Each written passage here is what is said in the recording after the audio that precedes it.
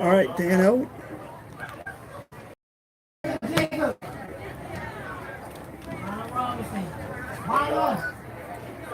after some seniors that there is some sponsors down here behind that goal. Senior night photos like last week. Check it out. 1, 2, 3. Hey, Jared. Alyssa says that she should have 11 on there.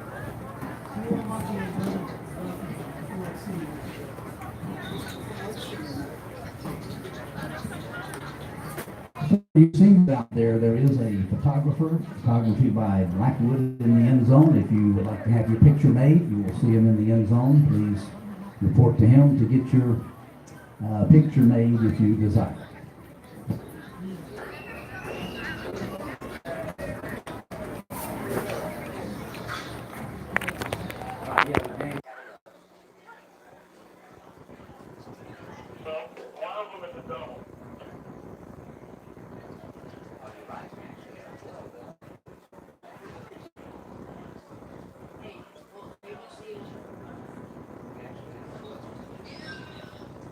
Okay, when he comes up, I'll give you the information.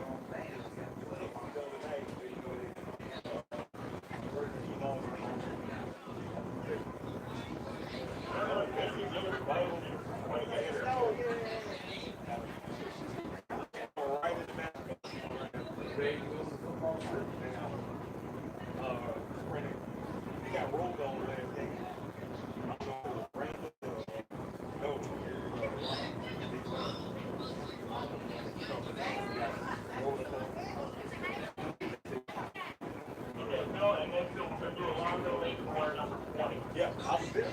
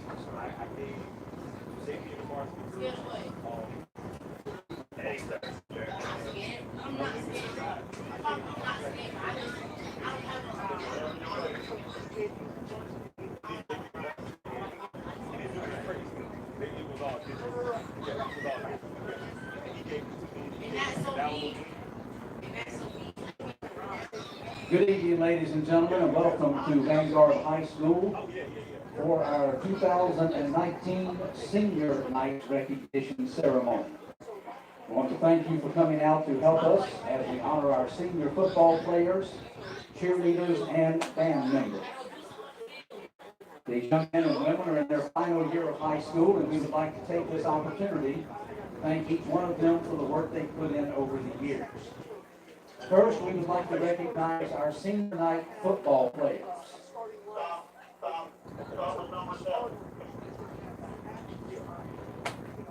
Athlete number 7, Christian Chisholm, 5'11" wide receiver. Christian is being escorted by his parents, Kayla Wilkerson and Mitchell Brown, and his brother, Mitchell Brown Jr. Christian is a 4-year letterman at Vanguard. Plans to attend college, play football while pursuing a career as an entrepreneur.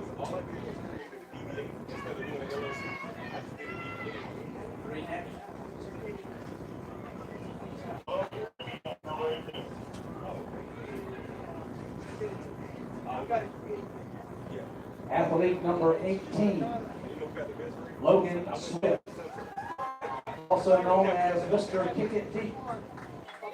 Logan is being escorted by his parents, Jennifer Swift and David Swift, and his sister, Riley Swift.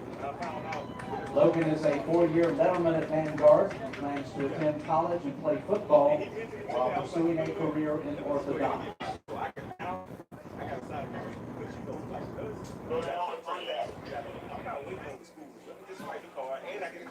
Athlete number 8.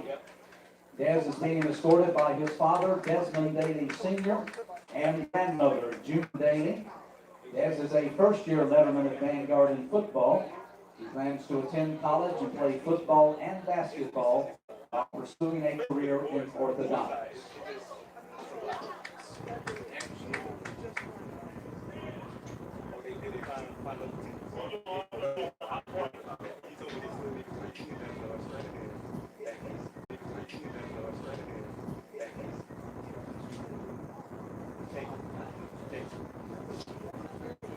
Athlete number 20, Alonzo Mason, 5'6" receiver, known as Quickness. He's being escorted by his mother and Hauser. Alonzo is a 4-year letterman here at Vanguard. He plans to attend college with an undecided major.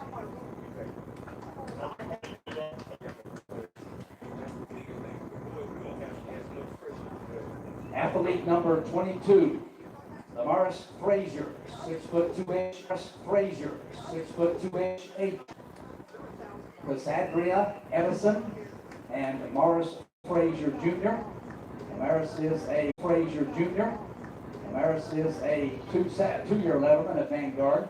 He plans to attend college and pursue sports management and business management.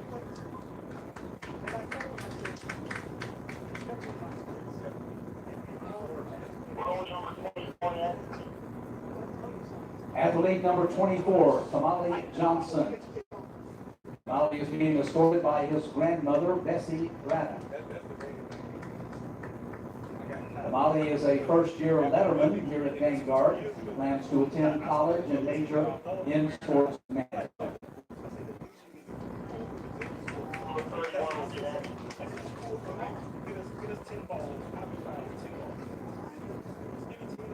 Athlete number 31, Dawson Anderson, 5'9" wide receiver. Being escorted by his parents, Jason and Amanda Anderson, his sisters, Peyton Anderson and Emma Avis, and his brother, Mason Anderson. Dawson plans to attend college and major in architecture and continue to play football.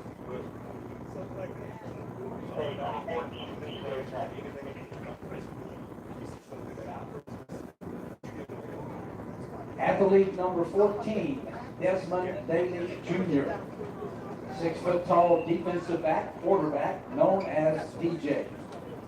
Being escorted by his parents, Jessica Patton and Desmond Daly Sr., and his sister, Shamzaria Johnson. DJ is a 3-year letterman here at Vanguard. He plans to attend college, play football while pursuing a career in business. He plans to one day own his own construction company.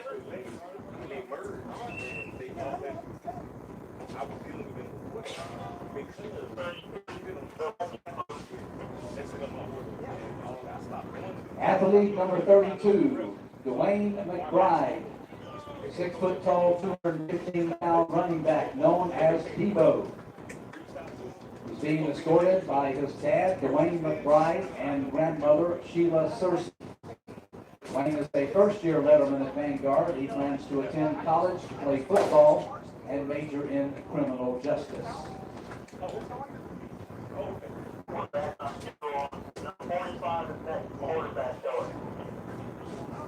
Athlete number 45, Andre Jones, 6'4" senior defensive end. Andre is being escorted by his parents, Ronnie Jones and Shatasha Brown. Andre is a 4-year letterman here at Vanguard. He plans to attend college and play football while pursuing a career in business and graphic design.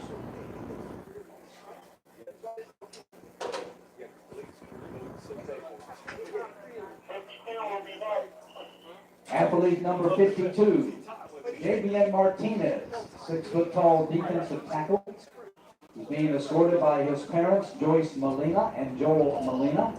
Javier is a 4-year letterman here at Vanguard. He plans to attend college and major in automotive and plans to work on diesel machines.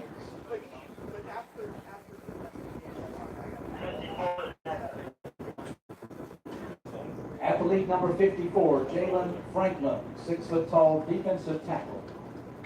Jalen's being escorted by his parents, Patricia Franklin and Jerome Franklin. Jalen is a 4-year letterman here at Vanguard. He plans to play college football and sports.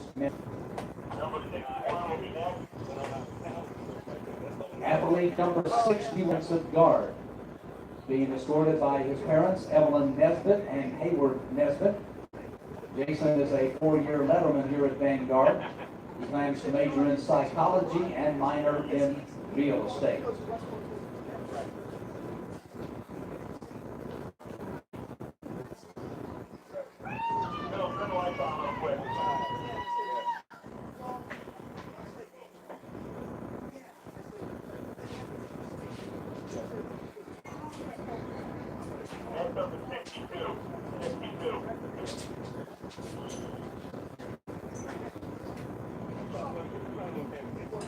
Athlete number 62, Rashad Wilson, 5'11" center. He's being escorted by his mother, Lakeisha Wilson, and sister, Alexis Bryant. Rashad is a 4-year letterman here at Vanguard. He plans to attend college to play football and major in computer science. Take a deep breath, write this down. 51. Brian Whithart.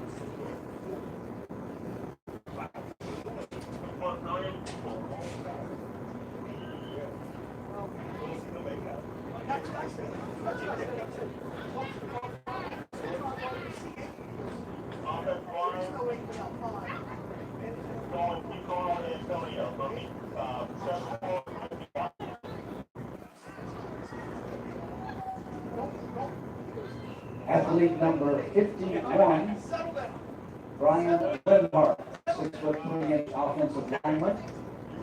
Also be coming with athlete number 74, Antonio Smith, 6'3" offensive and defensive tackle. They're being escorted by Ernest Smith and Betty Jean Smith, and Antonio's twin sister, Tania Smith. Antonio is a 4-year letterman here at Vanguard. He plans to attend the University of Miami and major in physical therapy. Brian plans to attend college and further his football career.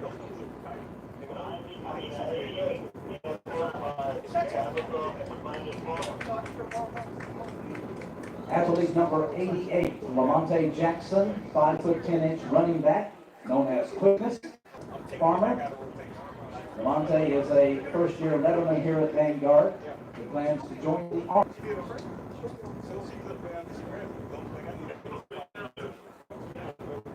Ladies and gentlemen, those are your senior football players. Let's give them a big round of applause.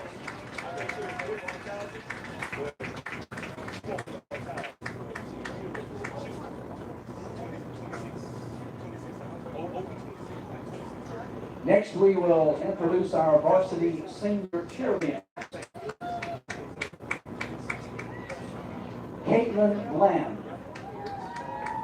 Caitlin is being escorted tonight by her mother, Kathy Blake, and father, Travis Land. Caitlin is captain of the varsity team and has been a VHS cheerleader for 4 years. Cassidy Bolin.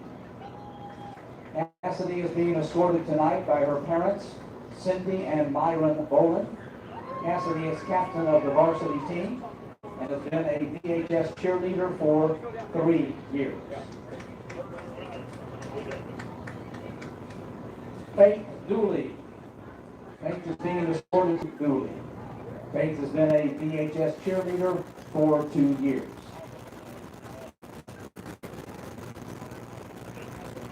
Jada Douglas. Jada is being escorted tonight by her mother, Whitney Eccles.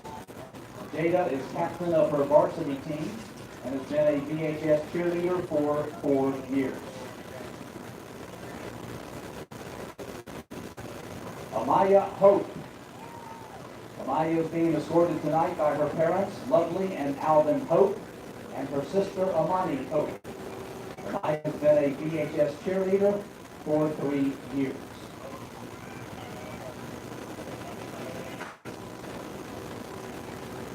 Minus Robertson.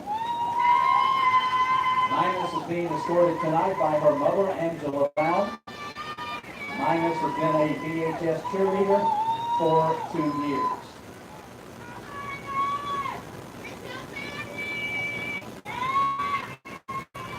Jaden Smith. Jaden is being escorted tonight by her parents, Veronica Smith and Troy Smith. Jaden has been a VHS cheerleader for 4 years.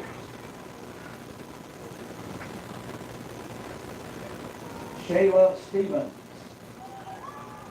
Shayla is being escorted tonight by her parents, Michelle and James Park. Shayla has been a VHS cheerleader for 2 years.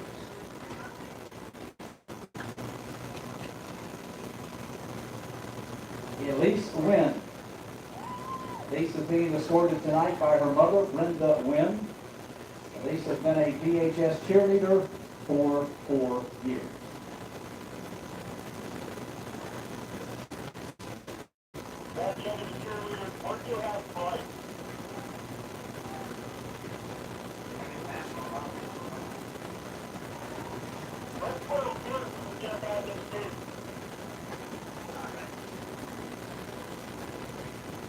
Ladies and gentlemen, these are your senior varsity cheerleaders.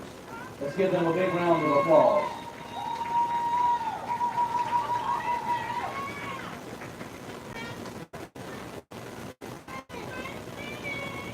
Now we would like to meet the seniors that are in our band.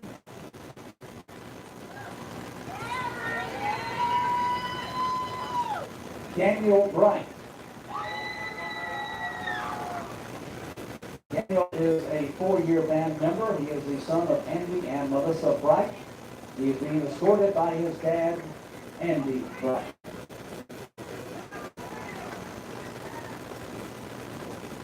Natalie Garcia. Natalie has been a member of the band for 3 years. She is the daughter of Jose Garcia and Natalie Garcia. Our escorts are Jose Garcia and Maria Acosta. Lily De Torres. Lily is a 2-year band member. She is the daughter of Amy Maxwell and Anthony De Torres, and they escort her. And Amy Maxwell and Tony De Torres are her escorts.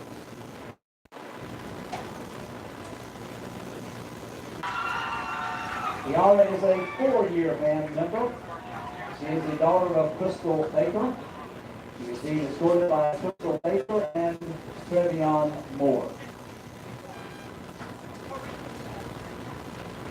Tiana Jenkins. Tiana is the granddaughter of Lisa and Louis Nelson, and Lisa and Louis are her escorts.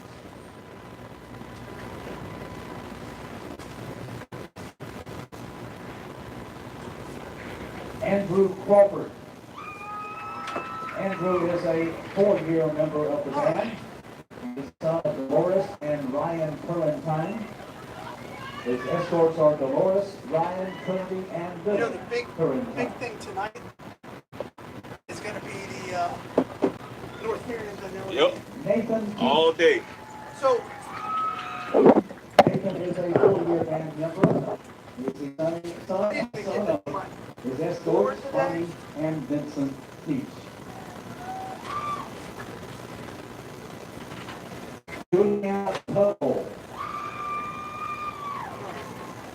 Juliana is a 4-year band member. She is the daughter of Kristen and Chris Tuttle. And they We escort. got Vanguard right there. Okay. You're going to see a lot of seniors. I was about to say, is it accurate? No. Nicholas and Zachariah Hernandez. Man, They are you don't have to be 4-year band perfect. members. Right. They are the sons of. Yes. The escorts are Michael and Lisa Hernandez, along with their grandmother, Virginia Furlow, and Aunt. I'm curious to see how long, because I think this team's better if Curry's quarterback. You think so? Because he can't throw Victoria it. Roden. Yeah, but his height limits Victoria is a so much. He's the 4-year same height band as member. DJ? DJ taller than No, him. he is not. Yeah. No, he is not. And DJ? No. Roden. That's It's different, yeah. He a little taller. Curry, I think Curry's like 5'7". Well, Leah is a 4-year right. Every other time. member. That's the She difference. is the daughter of Tessa and Clinton Burke, who escort her on to the field. I think we're going to see a lot more betters in the backfield. Yeah, You know all Vanguard. for the I definitely know Vanguard for the most These part. are your senior I don't know how much PHS marching McBride night will members. see. Let's give them a round of applause.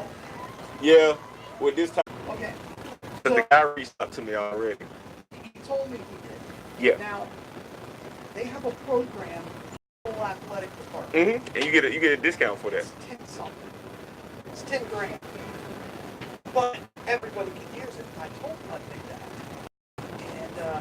And then the guy I talked to from Huddle told me that they're interested in using it. Yeah, I've been interested in a couple years, but I was gonna partner with Farmer to make it a program thing because every time you add an additional sports team, it's discounted even more. I don't know. Well, see, Farmer's paying a lot more because he has 40, almost 4,000. yeah, because he's doing the interactive. My teacher who's recording, she wanna know are you gonna keep that paper pushing make it a video? Who's your teacher? We got mine.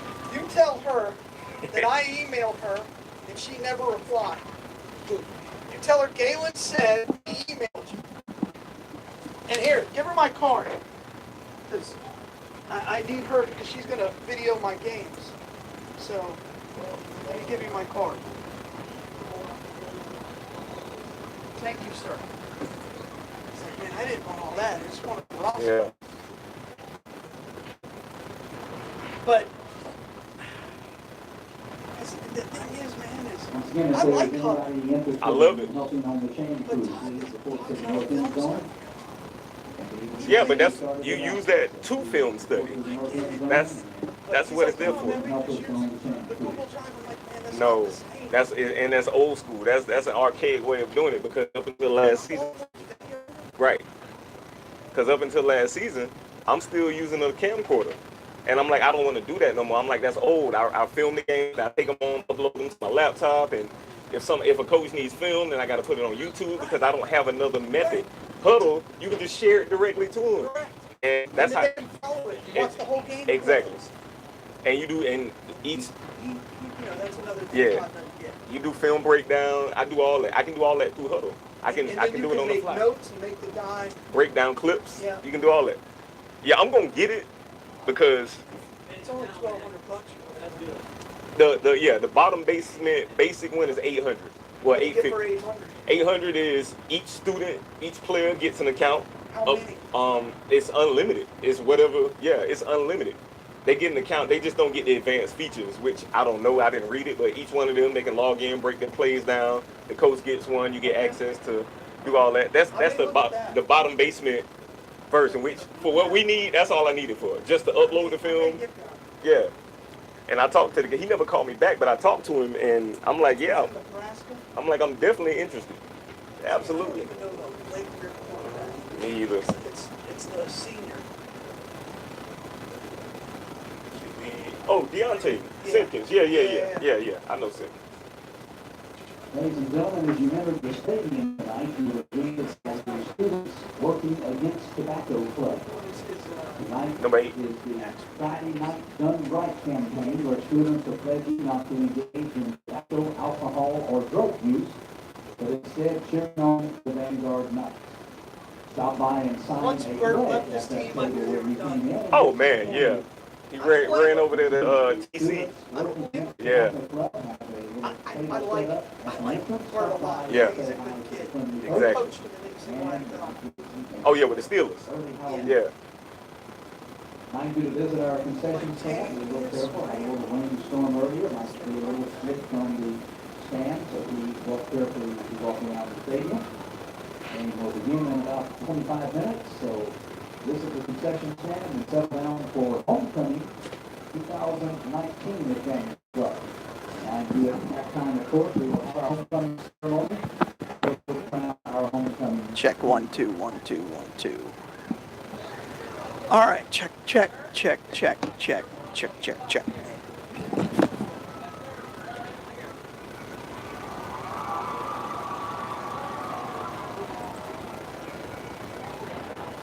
Oh, I didn't plug this in.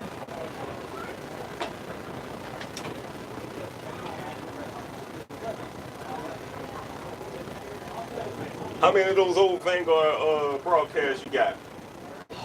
And listen, Found. you posted that one time on Twitter. I didn't do any work that one day. I sat and listened to that whole broadcast. Then I didn't have the end. Yeah, I found exactly. a whole nother box of CDs. Oh man. It's hard, man, that's hard for me. It's just my dad's That's your voice, dad, man. exactly. It's hard. Yeah. It becomes very personal. Man, really it quick. was so. I love the nostalgia of it, man. I always You know, he interviews a coach and Yeah, I loved it. I'm like, man, I could sit there and picture myself. It's time for Marion County High School football. yeah. Yeah. Somebody was talking about it. Oh, man, And I've yeah. told Burton, he's like, man, I should do something with basketball. I'm like, I'll just give you all of my dad's CDs. Because he's got the 71, 72 Lake Weir Hurricanes Oh man. with Frank and Eddie Yeah. Johnson. Man, that was awesome. He covered those guys. Exactly. I mean, they were playing in Class 2A back then, but still. Exactly. But man, that was a Those powerhouse. kids Yeah. carried- They carried it. They were so much better than everybody else. We tried to get Elijah to come up here. There is no film. Exactly. Exactly. That. And Oh, that's if the Elijah thing. comes up, he's talking. Yeah. Yeah, I see him. That's his mom texting me Yeah. now. Are y'all dating? Nah. No. That's my longtime friend. I see y'all always hanging Yeah, we out. always like literally. That's like my best friend. We hang out all the Ain't time. nothing wrong with that. Yeah. And that's my classmate too. We graduated the same year. Oh, okay. Yeah. Well, she works hard for her son. Mhm. But she does what other parents don't want to do as far as Correct. they rely on the coaches. Correct. And it should never be all on the coaches. So she basically is just like, hey, I'm gonna market my son to make sure I'm not gonna leave it up to Farmer or whoever to get my kid recruited. He's gonna have the grades too. Oh, man, that Has kid is. I hope he took the PSAT last. No, he took the ACT and he's already qualified. Oh, did he really score? 23. Ain't nothing wrong with that. Yeah, Aaron James got a 28. that's crazy. And I told him, I'm like, man, you got to take, but it was a PACT. Yeah, Like, you got to take the ACT. Got Once to. I get you qualified, you good. you can go Ivy League, son. Yeah, that's the problem with a lot of these kids. They can't qualify. But them niggas, you don't have to worry about it. He already a qualifier. He took it as a freshman, and he's already qualified. Yeah. I'm So like, my son's going to take it this year. yeah. He took the PSAT, Mm-hmm. and then he'll take the SAT in March. Perfect. So, because, they got that Khan Academy app, and Right. you can download it, and it'll tell you what to do. Exactly. So, yeah, we're live on YouTube. Pull up YouTube and see if we're on there. All right. Cool. Make sure it's broadcasting. Because then the radio station picks up off of you. Oh, it does. Oh, okay. Yeah. I got a good signal tonight. I don't always have a good signal. I was about to say, where's your iPad, Galen? It's right here. That's what I'm saying. All I need. Where is it? All I need, man. iPad's just too big. I can't see past What's going it. on? It looks like a wet rat. Oh man. How many phones you need? One of my work phone. Where do you work? I work out in Leesburg at DCF. Oh, wow. Yeah. Work in IT. They don't sponsor you, though. I have to ask them because one year they did they sponsor? Football team? They sponsored somebody one year. I never The asked. Leesburg team, No. No? Well, they sponsored some stuff that Drayton was doing. Right. Yeah. I got you. Yeah. So. Oh, I'm straight. Yeah. Exactly.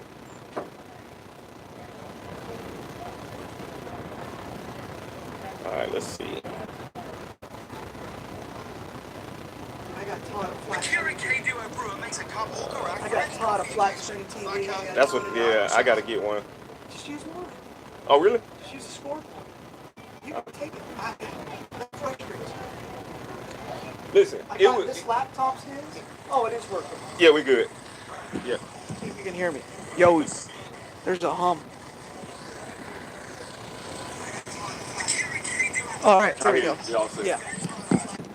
Yeah, I mean, for so long, it was such a disconnect between the boys and girls program because Small was just like, let us do our thing. Yeah, I never wanted to ask him, so I was just like, you know what, I'll stay away. I'm like, I'm not gonna ask. I'm not I don't gonna. like that. Yeah, I want you to tell some slides.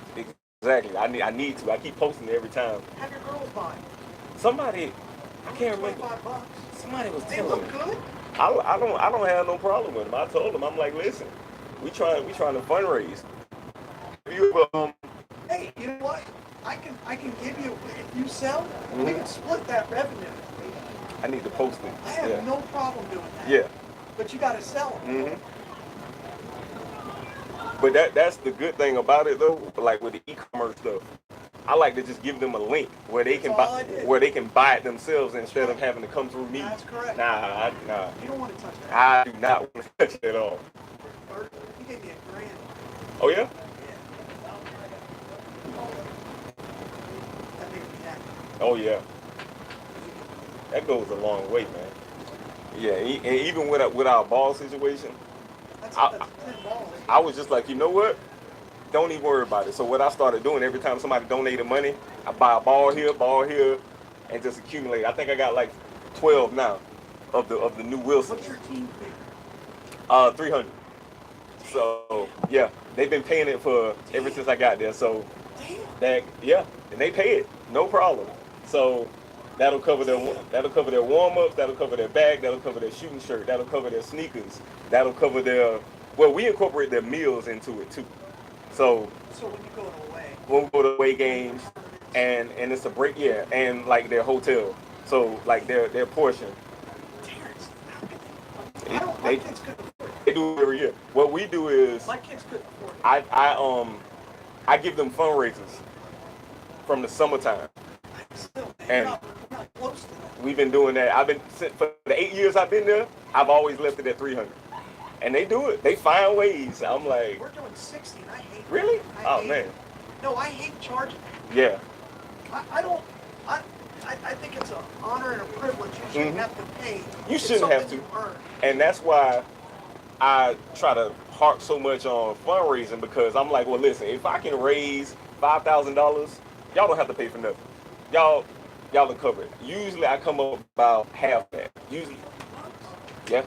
I've been doing it. They pay it.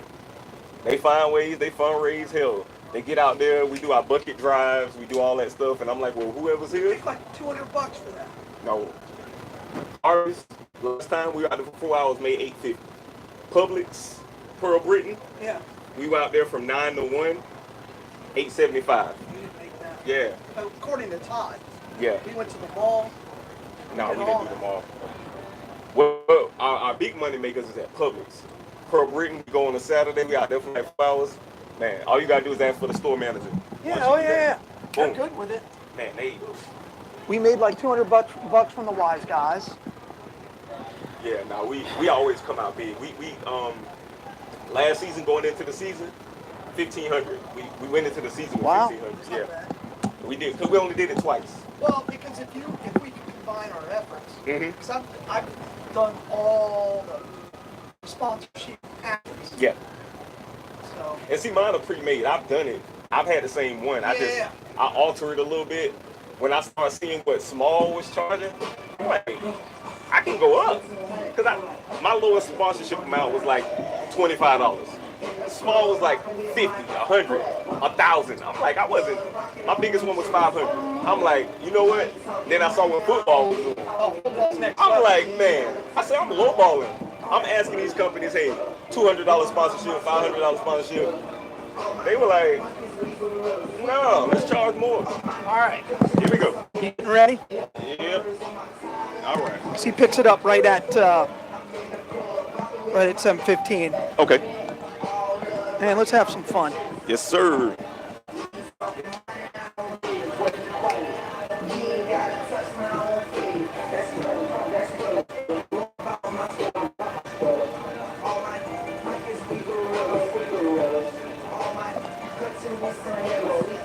I'll have Elijah come up at halftime. Yeah, that'd be good, man. He doesn't like talking to me. I tell him that all the time. I'm like, man, why are you scared of me? Right. I ain't scared of you, man. Hey, how you doing, man? Yeah. I'm like, the best highlight footage you got is what I shot from the Steelers. Yeah. Yeah, he coming into his own now. His mom texted me after that. She goes, can you make my son a highlight tape? I'm like, man, I don't really have time. I said, if you just look at the Steelers highlight, every other play is him. Pretty much. I said, you tell me what plays you want. Oh, this guy's terrible. It's Whitecap. All right. Here we go.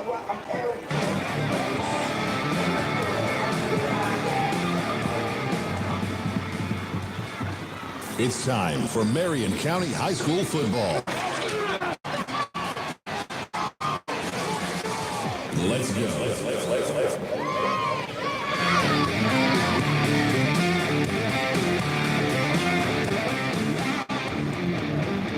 We are live at Booster Stadium where the Vanguard Knights are about to host the Lake Weir Hurricanes. I'm Galen Unold, and tonight I'm joined by a new guy, my man Terrence Lewis. Yes, sir. Coach T, head coach of the ladies basketball team. And we're going to have a lot of fun tonight on senior night. It's homecoming. You name it, it's going on out here at Booster Stadium. The wind has died. It's turning into a typical Florida night. In the fall, it's kind of humid. And crowd's empty, and I think the rain kind of kept some people away. Yeah. But the Lake Weir band just came in, and that's a deep band over there, Terrence. And Absolutely. you know, the band, we got to give them some love tonight on senior night. But on the field, this is really a tale of two teams. One is on the rise. Vanguard Knights have always been, you know, the county powerhouse. For the most part, they've been the county champions for something like 6 years in a row. Right. Last year, Lake Weir had one of those magical seasons, got their first playoff win, and Coach Knox Robinson's first season, and then everything left. Right. Everybody left. And they got one guy left, Simpkins, who's a quarterback, which we'll talk about. But now, you know, when you look at Vanguard, they've lost 2 games in the regular season for the first time in a long, long time. It's been quite a while since they've dropped a couple games throughout the season. And tonight, this is another one of those games that they can get healthy and play a lot of seniors for their last time taking the football field as a Vanguard Knight at home. And Terrence, you go to almost every football game the Knights play. Right. What are your thoughts on this year's team? It's kind of still trying to find their identity, I think. Yeah, I actually think with this team, it's kind of a transitional team, and it's young and developing, but yet you have a little bit of experience from some of the guys that kind of carry them over the hump. What I always told a lot of the guys was that basically you can't live off past expectations of previous teams. Each year is a new team. You have to come with a new identity. So with this team, I think it's young, and I think they're kind of finding themselves right now. They're kind of finding their identity, and it couldn't be at a better time, right? Headed into playoff time, and you know, with everybody getting their footing and kind of seeing their positioning in the county and in the district. Well, tonight maybe the biggest game maybe in the state is a little east of us, west of us in Dunellen. We're going to try really hard to keep you guys updated on that score. But they kicked off, I think they kicked off at 7 down there. So right. we'll try to keep some scores and let you know how it's looking. Because let's be clear, if you're a Vanguard Knight, that game means more to you than this one. As of right now, everybody in Vanguard Nation should technically be saying go Colts right about now. They should be rooting for North Marion to knock off Dunellen. I'm not sure. That's the only way they get a chance to win the district title. Championship, exactly. I don't care if North Marion wins. I think they're going to stay ahead of Vanguard, even though they lost head-to-head. Because right now they're trailing Vanguard in that RPI. In the RPI, exactly. And I personally think it's a lose-lose situation, because if North Marion beats them, if North Marion beats Dunellen, it actually helps them with their RPI. Correct. So it's kind of a catch-22 in a sense. You want North Marion to win, but you don't want Dunellen to win, because they will definitely lock up the district. Well, that's exactly right. Right. And if Dunellen does win, they're going to make a major jump in that RPI. Absolutely. I've got a little side bet with Farmer on this game. Yeah. Because we've been talking about it. I'm a believer in Dunellen. I think I'm like the only one who has any kind of relation to the red, white, and blue here Exactly. on 36th Avenue who believes in Dunellen. I've coached Trent Townsend. I know what kind of a football player he is. He makes big plays when he has to. Right. And that was demonstrated. And that's also a really, really disciplined, well-coached football team that tackles. Exactly. North Marion has a lot of talent. But I don't know if Dunellen's they're not going to make any mistakes. No, that's the thing about Dunellen. I noticed when they played Vanguard early in the season that they're a very disciplined team. They like to move the ball. They're methodical with the ball, and they just don't make many mistakes, which is kind of what Vanguard shot themselves in the foot. Vanguard technically could have won that game, but ultimately at the time, Dunellen played more like a team than Vanguard did at that point in time. And again, we know what happened at halftime. Right. They're arguably their best player walking out. But Exactly. we're going to have the national anthem, and that'll give us a chance to step aside. But we're going to come back and talk about this game a little bit more. You're listening to high school football right here on WOCA, The Source. Warehouse Wireless is your discount pre-owned cell phone provider, offering affordable phone plans and repairs. Check out their weekly specials every Wednesday for extra savings at warehousewireless.com. Also, while supplies last, get a free phone mount holder for your car when you mention this ad. Visit soon. Warehouse Wireless, 626 South Pine Avenue. warehousewireless.com. Whether you're just starting out in your career or ready to make a change, being a commercial pilot is within your reach. The FAA has predicted that in the next few years, the number of planes in the sky will double, and that means a lot more jobs in aviation. Ocala Aviation has teamed up with an accredited university, enabling you to get a college degree in aviation while training to be a commercial pilot. And with options like financial aid, grants, and scholarships, it's never been a better time to get your new career in aviation started today. For more information, call me at Ocala Aviation, 352-861-7484. This game is brought to you in part by locally owned and operated Wise Guys Pizzeria in Merle Britt Plaza, next to Publix. They offer an amazing array of food from pizza, jumbo wings, burgers, homemade soups, salads, and generous pasta dinners. Open Tuesday through Friday from 11 a.m. to 9 p.m. Check out our menu at www.wiseguysocala.com or call 352-789-6569. Dine in or carry out. For delicious food, the Wise go to Wise Guys Pizzeria. Say, Larry, do you know what the difference between autumn and fall is? No, Jan, what is the difference? Well, autumn is a season, and fall is what you do just before you go to rehab at Palm Garden. Seriously, Larry, I hope none of your listeners ever fall and break anything, but if they do, I hope that they would call me and I would give them a free, no obligation guide to their rehab. If you need help, call Jan at Palm Garden at 854-6262. That's 854-6262. Pay your taxes, eat your vegetables, watch your weight, mow the lawn, clean the house. We all have stuff we don't want to do. Isn't it about time you did something you wanted to do?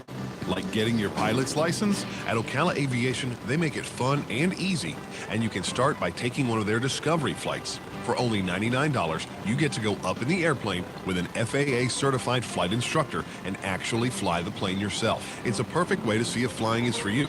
And once you get that ultimate feeling of freedom, Ocala Aviation can train you to get your pilot's license. Ocala Aviation also offers commercial flight training for those looking to make a career change and enter the world of commercial aviation. Ocala Aviation is conveniently located at the Ocala International Airport. So if you're ready to start your adventure, stop by or give them a call today. 861-7484. That's 861-7484. You'll be glad you did. I know I am. Ocala Aviation. Call today, 861-7484. Hey, this is Matt from Crossroad Auto Sales. I want to invite you to come over and check out our vehicles. All of our vehicles at Crossroad Auto Sales go through a rigorous 100-point safety inspection. We work with most outside finance companies, and we even have in-house financing available. Stop by today at 1800 Northwest 10th Street or give me a call at 690-6695. That's 690-6695. Crossroad Auto Sales. We won't leave you stranded at the crossroad. Broadcasting from the Paddock Mall Studios, this is WOCA, Ocala, Gainesville, The Villages, 1370 AM, 96.3 FM, The Source.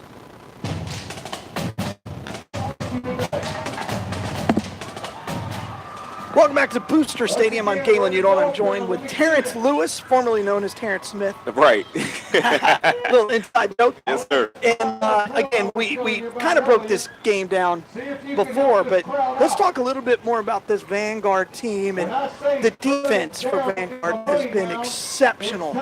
You know, when you looked at last week's game against Lake Mineola, the last 3 quarters, that defense was lights out. More importantly, the offense was able to run the ball, and the offensive line was able to block. It's actually one thing that I know as an identity for Vanguard football. Coach Farmer always feels a solid defense. It's one thing about it, if the offense sputters, the defense always finds a way to, and that secondary, there's probably not a better secondary, and they're still young.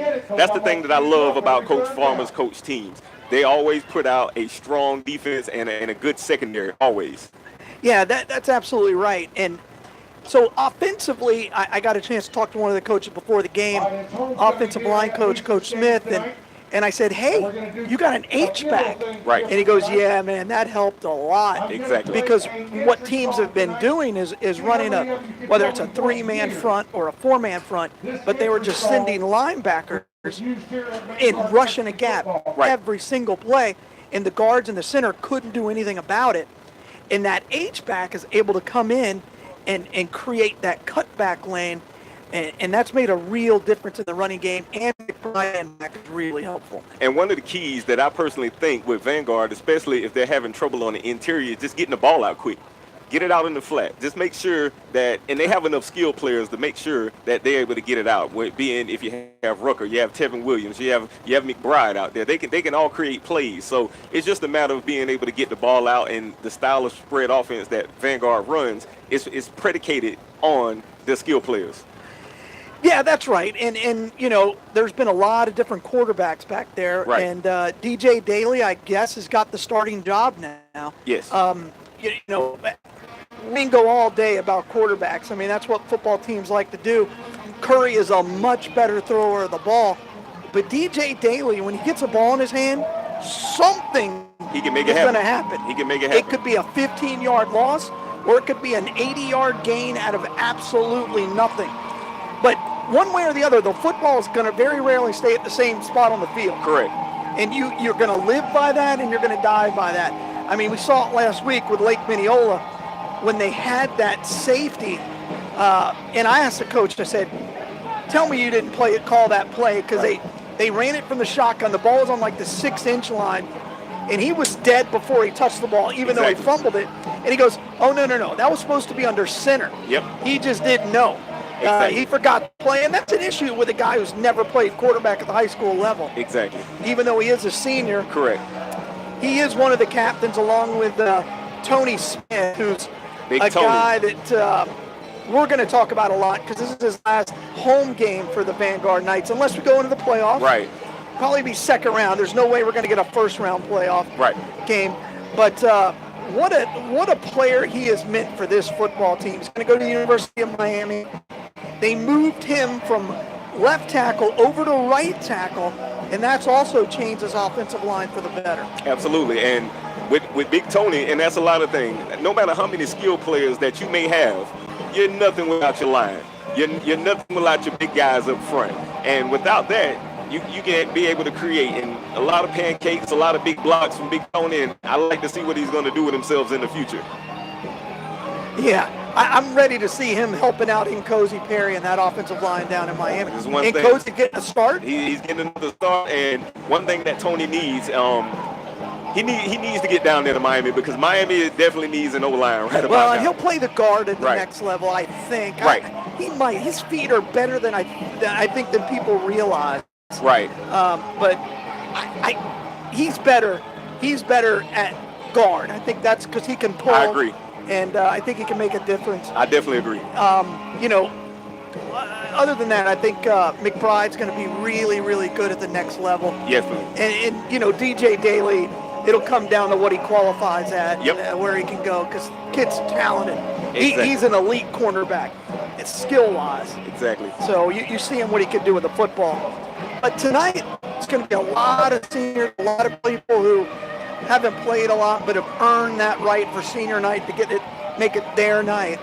And you're going to see some interesting things. And as a coach, in this situation, you really want a team who's coming in at 1-7. Correct. And as got one win against Bellevue, who you had a running clock in the second quarter. Right. That's the team you want to play on a night like tonight. Absolutely. And this also gives you a very good opportunity. Oh, we got the pyro. Hey, they broke going out on. the fireworks first time this year. Yeah, I love it. They got the pyro It's about going. time, man. We had them a lot last year. Exactly.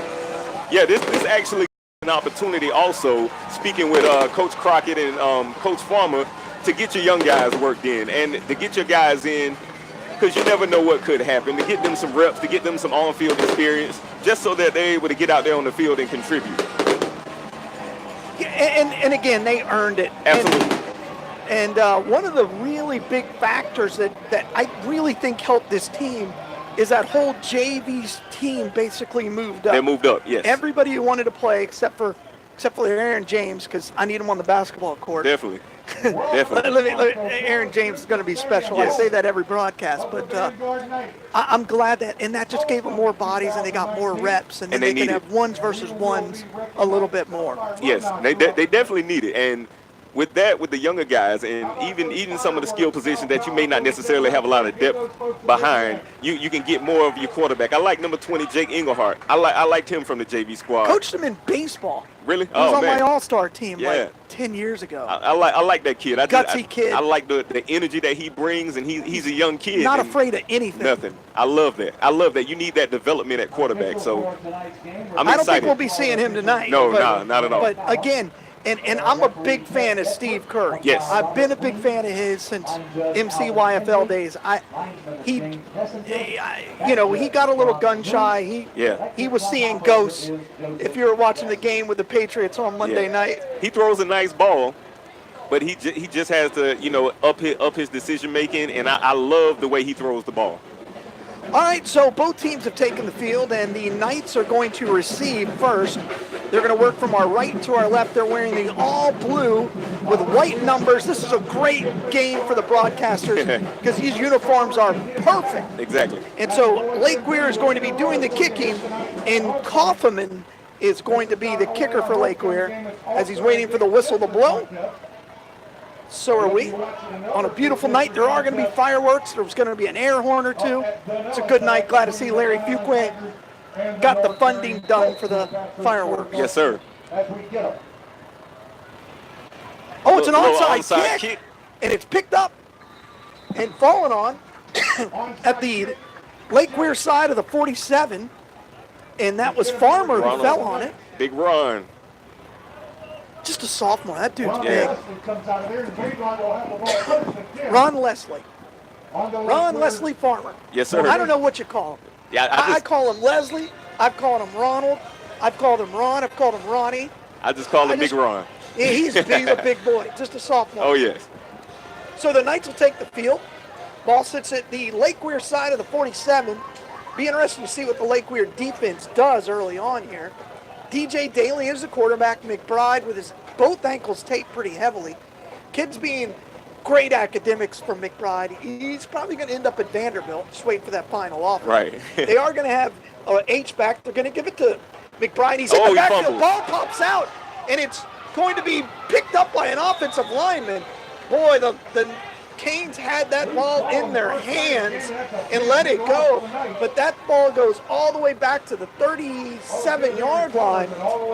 Big 14-yard loss there on the first play. A little rough way to start this matchup. A little carelessness with the ball handling, but I don't know if he ever got it. I don't know if he ever got it from DJ. DJ was riding him a little bit. I think he needs to hold on to that football, though. Yeah.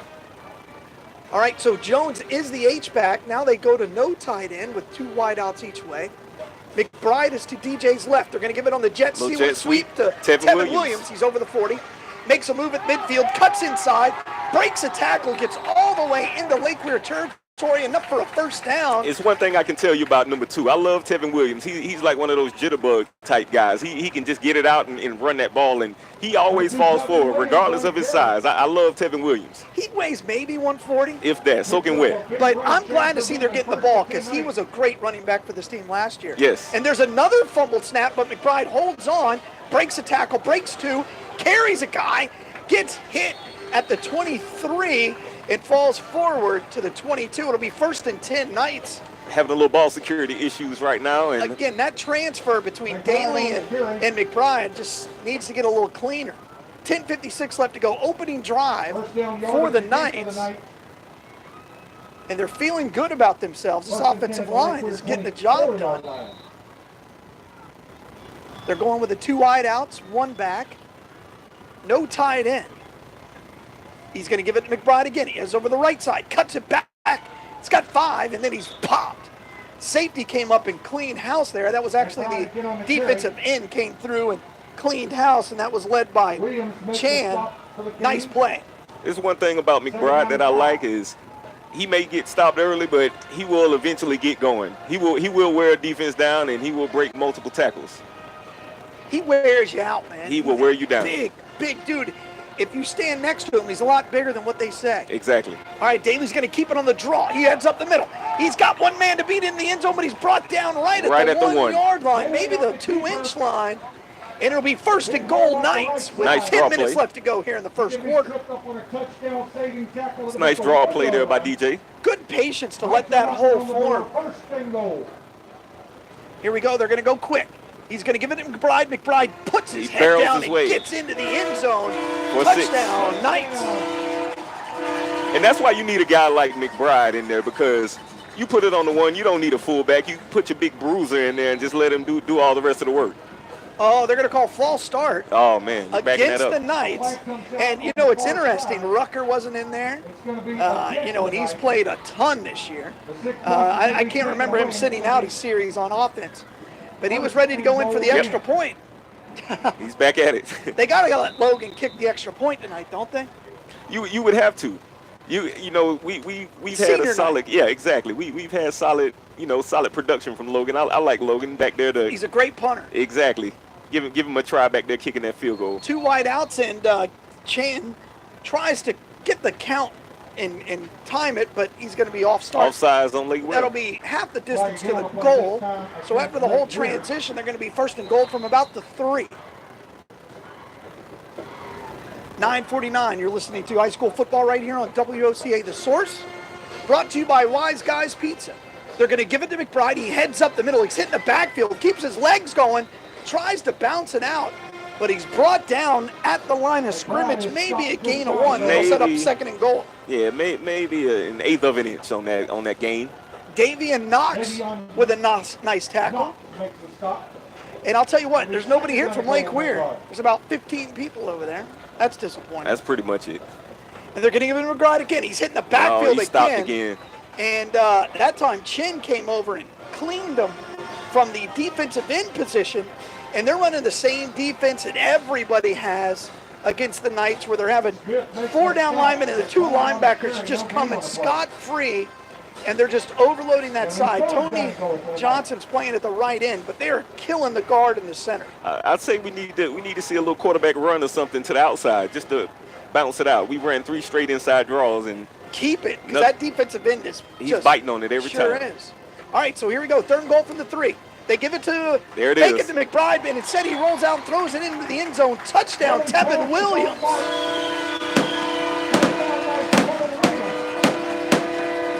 Nice job there by the Knights. They rated an inside slant on that man-to-man coverage. And DJ Daly rolled out and just flipped it about 4 yards for a touchdown. And I mentioned this on Twitter last year when I saw Tevin Williams' production. I say, you know, everybody's kind of, he's an underrated back. But one thing you can't count him out is he will be able to find that end zone. And he comes back again next year because he's just a junior. You know, I'm surprised he hasn't returned kicks. Exactly. He's real shifty. I know they got Rucker back there, but they don't actually catch the ball on the kick, which frustrates me I can't even talk Yeah. about it. I've talked to Farmer about it, and he kind of shrugs it off. Yep. And I'm like, man, you guys got too much talent not to run the dang Yep. football back on a punt. And there's a snap, good hold, and the kick And is it's good. up. So Rucker gets to touch the ball for the holder. And Logan Swift, the senior, who's going to an Ivy League school, just not sure which one, with the kick. Great student, IB kid's going to be a valedictorian. So the future is bright for number 18. Love it. Wait for Vanguard to respond off of that after the two mishandles of the snap. Way to still persevere and make sure they get down there to the end zone. You know, one thing this season has done for the Knights is they've trailed in almost every game, and it's really forced them to become a little mentally tough. They have to find a way to win. And exactly. I think that's great. I think that's what was missing in the years past. When you look at the regional playoff games, they got down and just couldn't respond. I think that was partly due to the fact of, especially locally, they were never behind. They were always blowing people out, so they never knew how to face adversity. So once adversity hit, they never knew how to respond to it.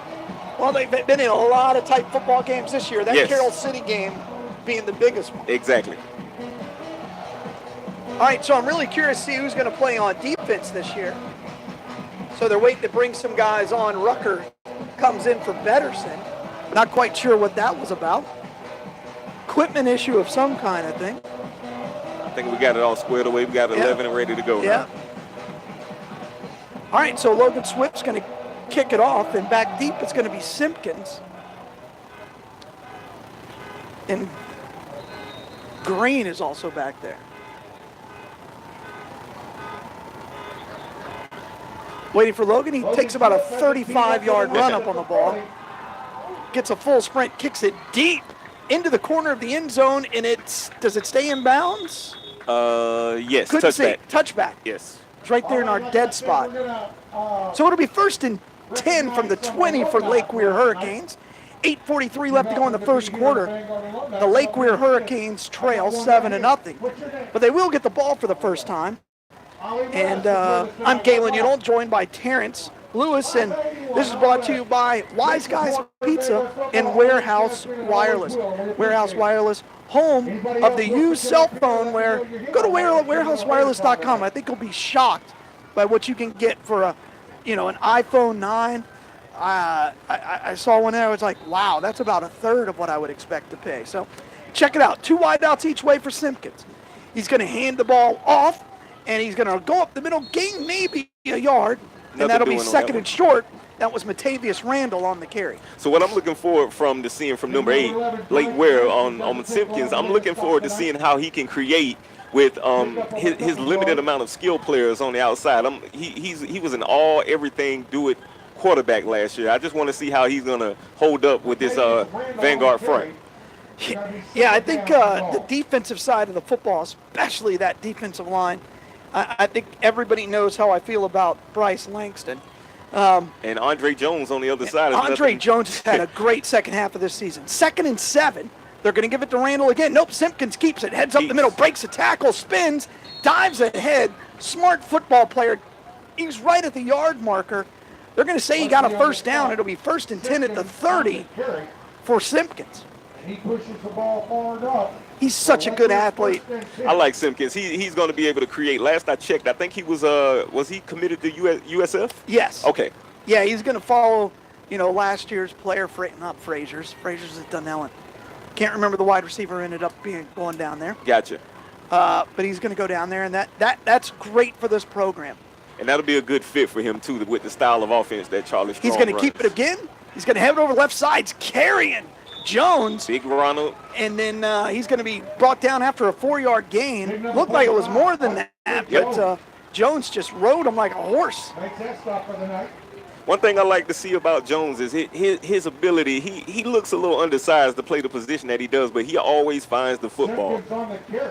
Yeah, I'm curious where he plays on the next level because he's a tall kid. Right. I don't know if they'll move him. 6'3", 6'4". Move him to linebacker maybe or a hybrid. in a 3-4 maybe. He stops the run better than you think because exactly. he's strong. And I still think he's going to fill out nicely at the next level. Yes, he has a lot of college strength and conditioning weight to pick up on him. And they're going to give it to Randall in the backfield. He's met behind the line by Bryce Langston. There's a flag on the play. I think they're going to call holding. And that's a spot foul. Let's see where the spot is. Well, maybe it's not. They're pointing to a Vanguard player. Let's see. Right now, the ball sits at 2nd and 6. They picking it up?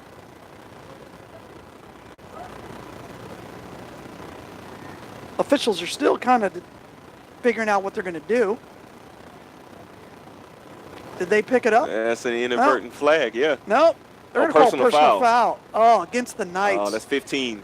And that was a weird call. I wonder if somebody said something or That's it the had to only be thing. off ball because the guy who called it's the back judge, and that hurts. And penalties have killed this team.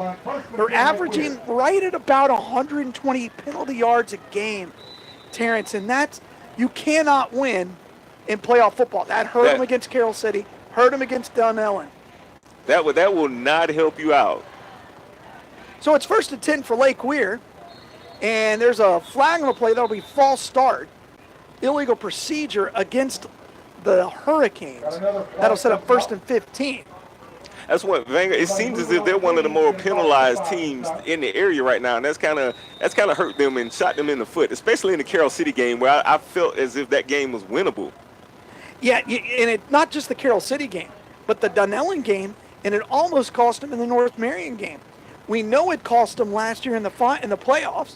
They had a couple of really silly penalties, and that hurt them. But what we're going to do is we're going to step aside. You're listening to high school football right here on WOCA, The Source. This game is brought to you in part by locally owned and operated Wise Guys Pizzeria in Pearl Britton Plaza, next to Publix. They offer an amazing array of food from pizza, jumbo wings, burgers, homemade soups, salads, and generous pasta dinners. Open Tuesday through Friday from 11 a.m. to 9 p.m. Check out our menu at www.wiseguysocala.com or call 352-789-6569. Dine in or carry out. For delicious food, the Wise go to Wise Guys Pizzeria. WOCA.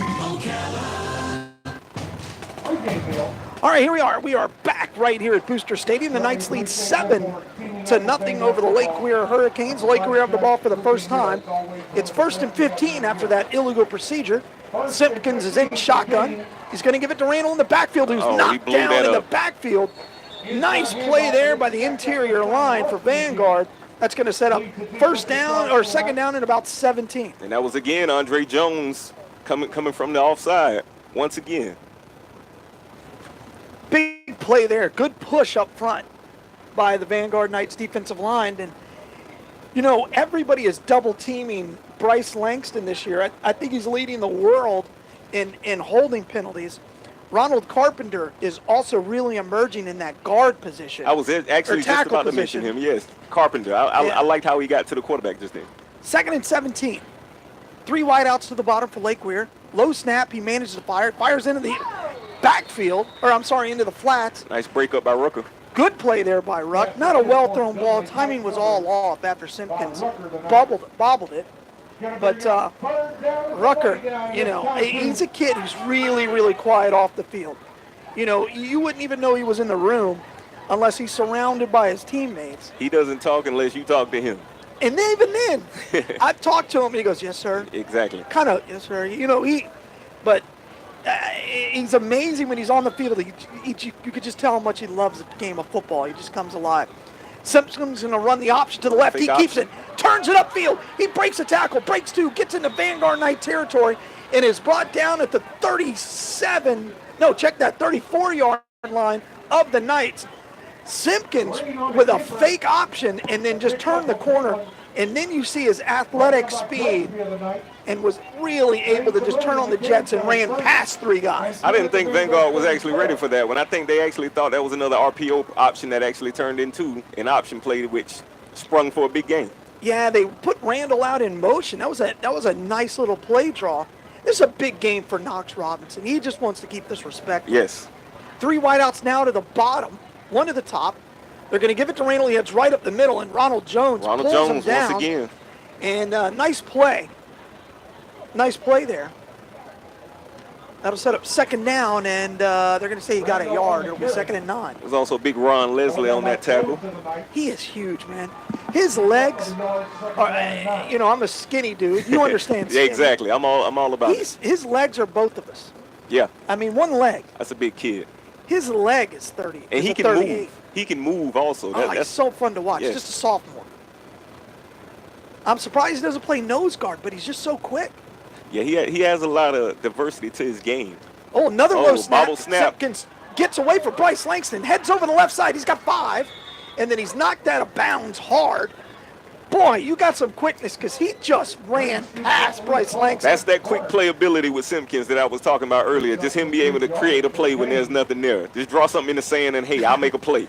That should be 3rd down and about 14, but Right. instead it's 3rd and 5. This is going to be 4:15 left to go here in the first quarter. And Simpkins on a really nice drive that started on their own 20. The big play of the drive so far was a 15-yard penalty by the Knights and also that Simpkins run over the left side. He drops back. He's going to look deep. He fires. He's got a man open, but it's Tyron Wilson. incomplete. Had him beat, and Tyron Wilson was beat. If he throws that ball to the inside, it's a touchdown, but instead it's incomplete. Now it's decision time, but not really with where that ball is sitting. They don't have much of a choice other than to go for it. And Tyron has been a pretty consistent cornerback for the Knights this year, and he's been kind of doing his thing on that outside. Yeah, that was intended for McFarland out there for the Hurricanes. So Simpkins, 4th down, big play here for the Lake Weir Hurricanes. 3 wideouts to the bottom. Trying to draw him off sides, not working to no avail. So now he's going to audible at the line and come back, reset it. Now they're going to call a timeout. Knox Robinson wants to talk about it. Not too pleased. No, well, I don't think he liked that matchup, but that'll give us a chance to thank Warehouse Wireless. You're listening to high school football right here on WOCA, The Source. Warehouse Wireless is your discount pre-owned cell phone provider, offering affordable phone plans and repairs. Check out their weekly specials every Wednesday for extra savings at warehousewireless.com. Also, while supplies last, get a free phone mount holder for your car when you mention this ad. Visit soon. Warehouse Wireless, 626 South Pine Avenue. warehousewireless.com. Whether you're just starting out in your career or ready to make a change, being a commercial pilot is within your reach. The FAA has predicted that in the next few years, the number of planes in the sky will double, and that means a lot more jobs in aviation. Ocala Aviation has teamed up with an accredited university, enabling you to get a college degree in aviation while training to be a commercial pilot. And with options like financial aid, grants, and scholarships, it's never been a better time to get your new career in aviation started today. For more information, call me at Ocala Aviation, 352-861-7484. Welcome back to high school football. It's 4th and 5 here for the Hurricanes. Simpkins in shotgun. He's going to give it, fake it to Randall, then he throws a go route. He's got a man in the end zone, and he was held, but they're not going to call it because DJ Daly was burned. He had him. And he pulled him back, and I think that should have been a foul. He slightly overthrew him, but way to stand in the paint there, Vanguard secondary. We Boy, take over on down. he had him beat. So I guess you got an update from that Dunelling North Marion game? Yes, we have an update right now. Currently, Dunellen is up 26, North Marion 18. Not sure of the quarter just yet. 26-18. 8-0. I'm sorry. Whoa. I was like, hell, man, it was just 8-0. Yeah, exactly. During the break. 8-0. All right, that sounds good. Hey, I'm telling you, I like that Tigers team. And if North Marion loses that game, I don't think they're going to be in the top 32. Probably not. Because this district isn't as good as people thought it was going to be on paper. And now, currently, we still have 3 ranked teams coming out of this district. So McBride gets the ball, heads over the right side, breaks a tackle, breaks 2, McBride. manages to get 8 on a play. It is just hard to bring him down. Broke 4 tackles. God, he's so strong. So that'll be 2nd down and 1. And we're about to hear a crowd moan because Dunellen is leading North Marion.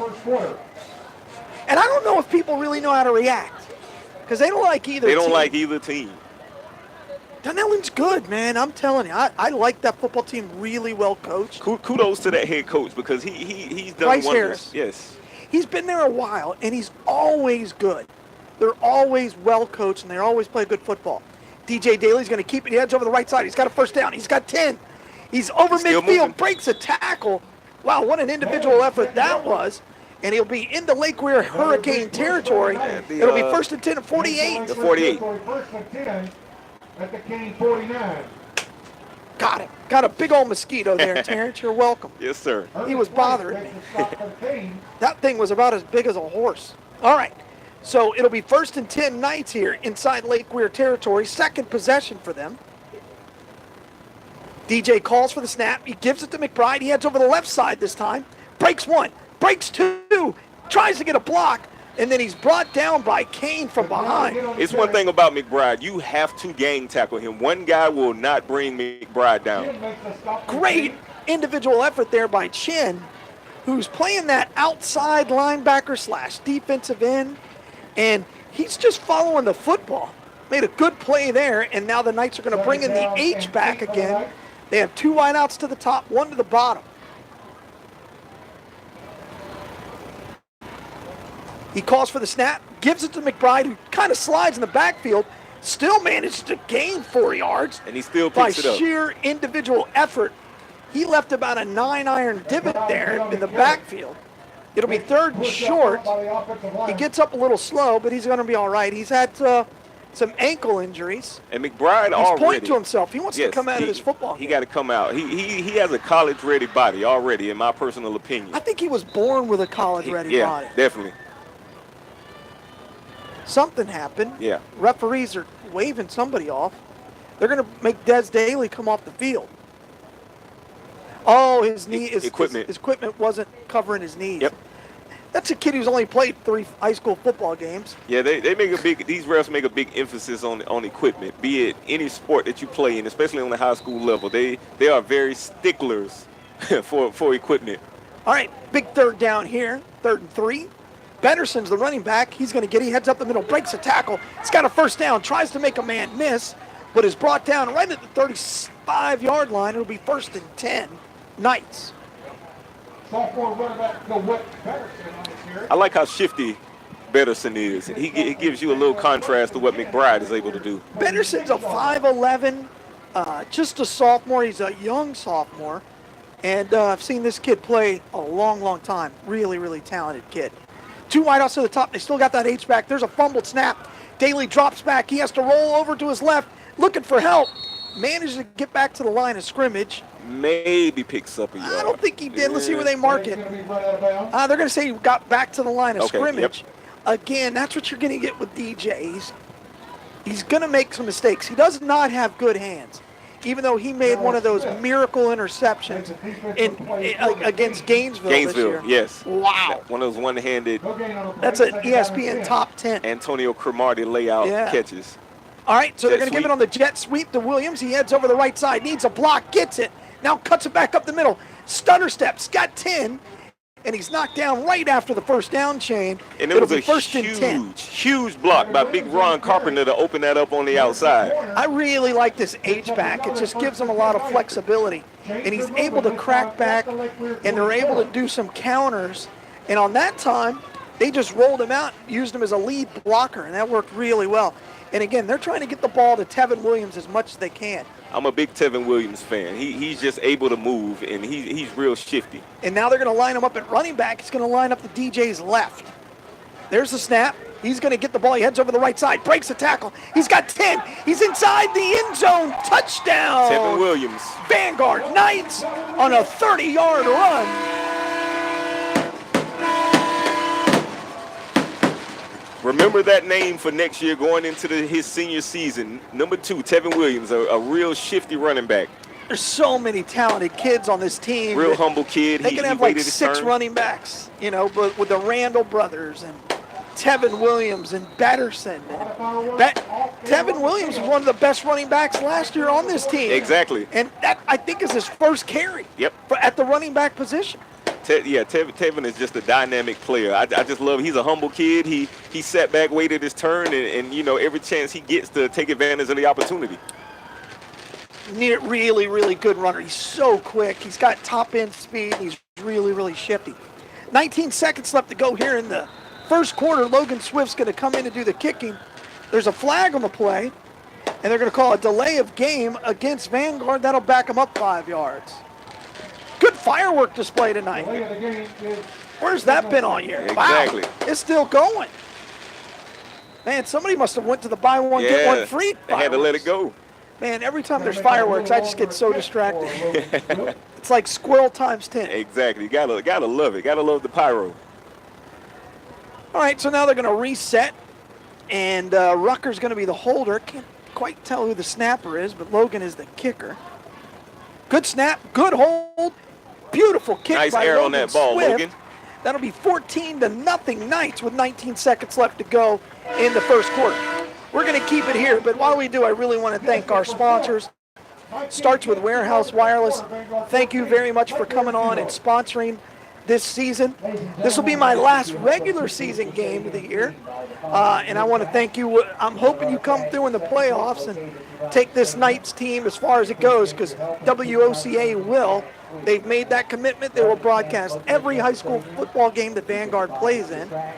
Also want to thank Wise Guys Pizza. And Wise Guys Pizza, just a huge supporter of Vanguard overall.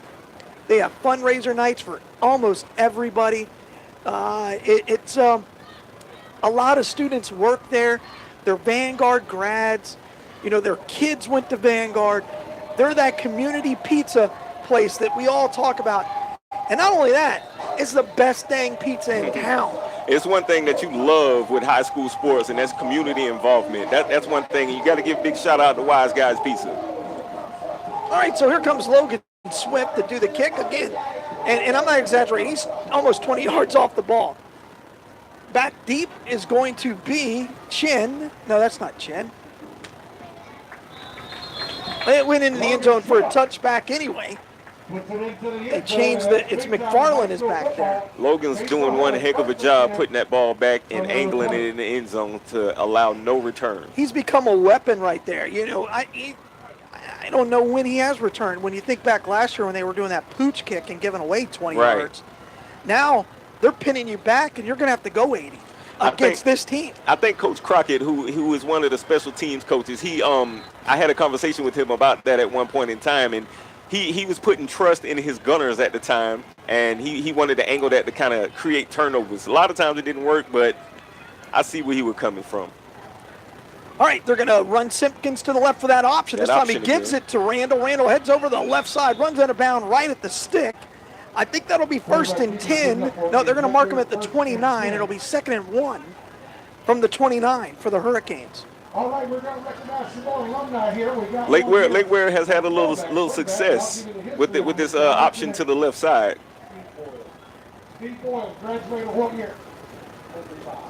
75. I was wondering who that was, but I don't remember. I don't remember Boyles. I go way back, but 75. I was 5. Oh man. First and it's 2nd and 1. They're going to give it to Randall again. He heads over the left side. He's got enough for the first down and maybe a yard more before he's popped by DJ Daly. Blew him up on the sideline there. Big hit by DJ. You know what's interesting is they're double teaming Bryce Langston and they're bringing a wide receiver to almost crackback. And that's an interesting play. And you kind of don't want to do that because you're leaving Jones you're leaving him wide open on the outside to take advantage of the quarterback. Yeah, actually Jones is on the left side, and now who's that on the right side? 40. Yeah. And so Carpenter. Oh, that's again. Carpenter. Yeah. That's right. My bad. So he's playing on the right side. Bryce Langston is, I got to see him on the sidelines. I hope he's all right. They may just be rotating guys because Carpenter is a senior. We do not need Bryce to be hurt. No, not at all. Especially not in a game like this that has no implications on anything. Well, it's a district game, but the district is really in the hands of Dunellen and North Marion. Correct. Last check, it was 8-0 Dunellen Tigers. 3 wideouts to the top. They're going to give it to, there's a fumble in the backfield. Simpkins manages to fall on it. It'll be a loss of 2 on the play. He was trying to do a little RPO and read that defensive end. He wanted to pull it back. It just took too long. It's the end of the first. Uh-oh. Bryce Langston's got an ice bag on his left knee, but we'll talk about that a little more when we come back. You're listening to high school football right here on WOCA, The Source. Warehouse Wireless is your discount pre-owned cell phone provider, offering affordable phone plans and repairs. Check out their weekly specials every Wednesday for extra savings at warehousewireless.com. Also, while supplies last, get a free phone mount holder for your car when you mention this ad.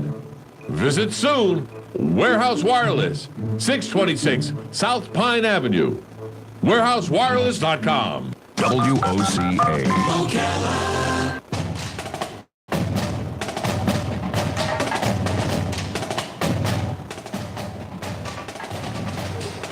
Here we are back live at Booster Stadium, and as we signed off for that break, it's 14-0 here at start the second quarter.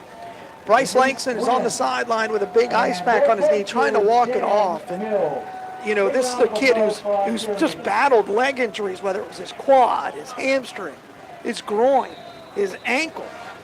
Man, he just needs to get stretched out a little bit, I think. All right, so Simpkins is going to try some chicanery in the backfield, ends up doing about 2 twirls, rolls out to his right. He beats a man. Oh, and he popped at about the 5, and he was hit hard. Trevante Rucker trying to prove he belongs on the defensive side of the football. Did that ball come out? Let's see what we have. I think it may have come out, but Rucker popped him. It'll be 3rd down. They're going to say, I don't know if it came out or not, but like we're still got the football. It'll be 3rd and 7. Simpkins danced around back there, did 2 or 3 spin moves, and managed to get something out of nothing. They got about 7 yards to go for the conversion. Big play here for Lake Weir, because they don't get this 1st down or any positive yards on that, it's going to be tough to go for it on 4th down and give this Vanguard team, who's already scored twice, and especially, yes, it's not been in Lake Weir's identity to be able to come back. So if Vanguard is able to muster up another score. So Simpkins dropped back. He's going to fire deep. He's got a man open on the flats, and he makes a catch. Oh, the ball came out. DJ Daly was able to knock it away as he ran into the cheerleaders. That'll be 4th down. Are they going to say he caught it? They're going to say he caught that. There's no way. Parents, he fumbled the ball. That ball came out. That They're ball gonna say came out. He caught it. There's They've already no moved way. the sticks. That was not a catch. They're going to say he caught it. Wow, you got to love a little Marion County officiating. Wow. Well, in the official's defense, I don't know how he could do that. I'm 150 yards away from it. Other side, the ball hit the fence. A cheerleader picked it up and handed it to the player. And he called that a completion. Well, that's a huge play for man. Lake Weir. It's now 1st and 10 inside the Vanguard 30. 11:36 left to go in the first half. Lake Weir gets the first big break. 3 wideouts to the bottom. Simpkins gives it to Randall, who heads up the middle. No, Simpkins keeps it. Keeps it. Dances, cuts up the middle, breaks the tackle. Flag comes out. Another one where that middle judge, I don't know what they officially call them in high school because they don't always play there depending on how many officials they have. Right. But it was a gain of 4, and let's see what they call it. This white cap is so slow. Face mask, just a 5-yarder. Not an automatic 1st down, but it will be 1st and maybe a yard. Ball's going to sit at the 22-yard line. That was an amazing. I don't know what other thing you can kind of call that.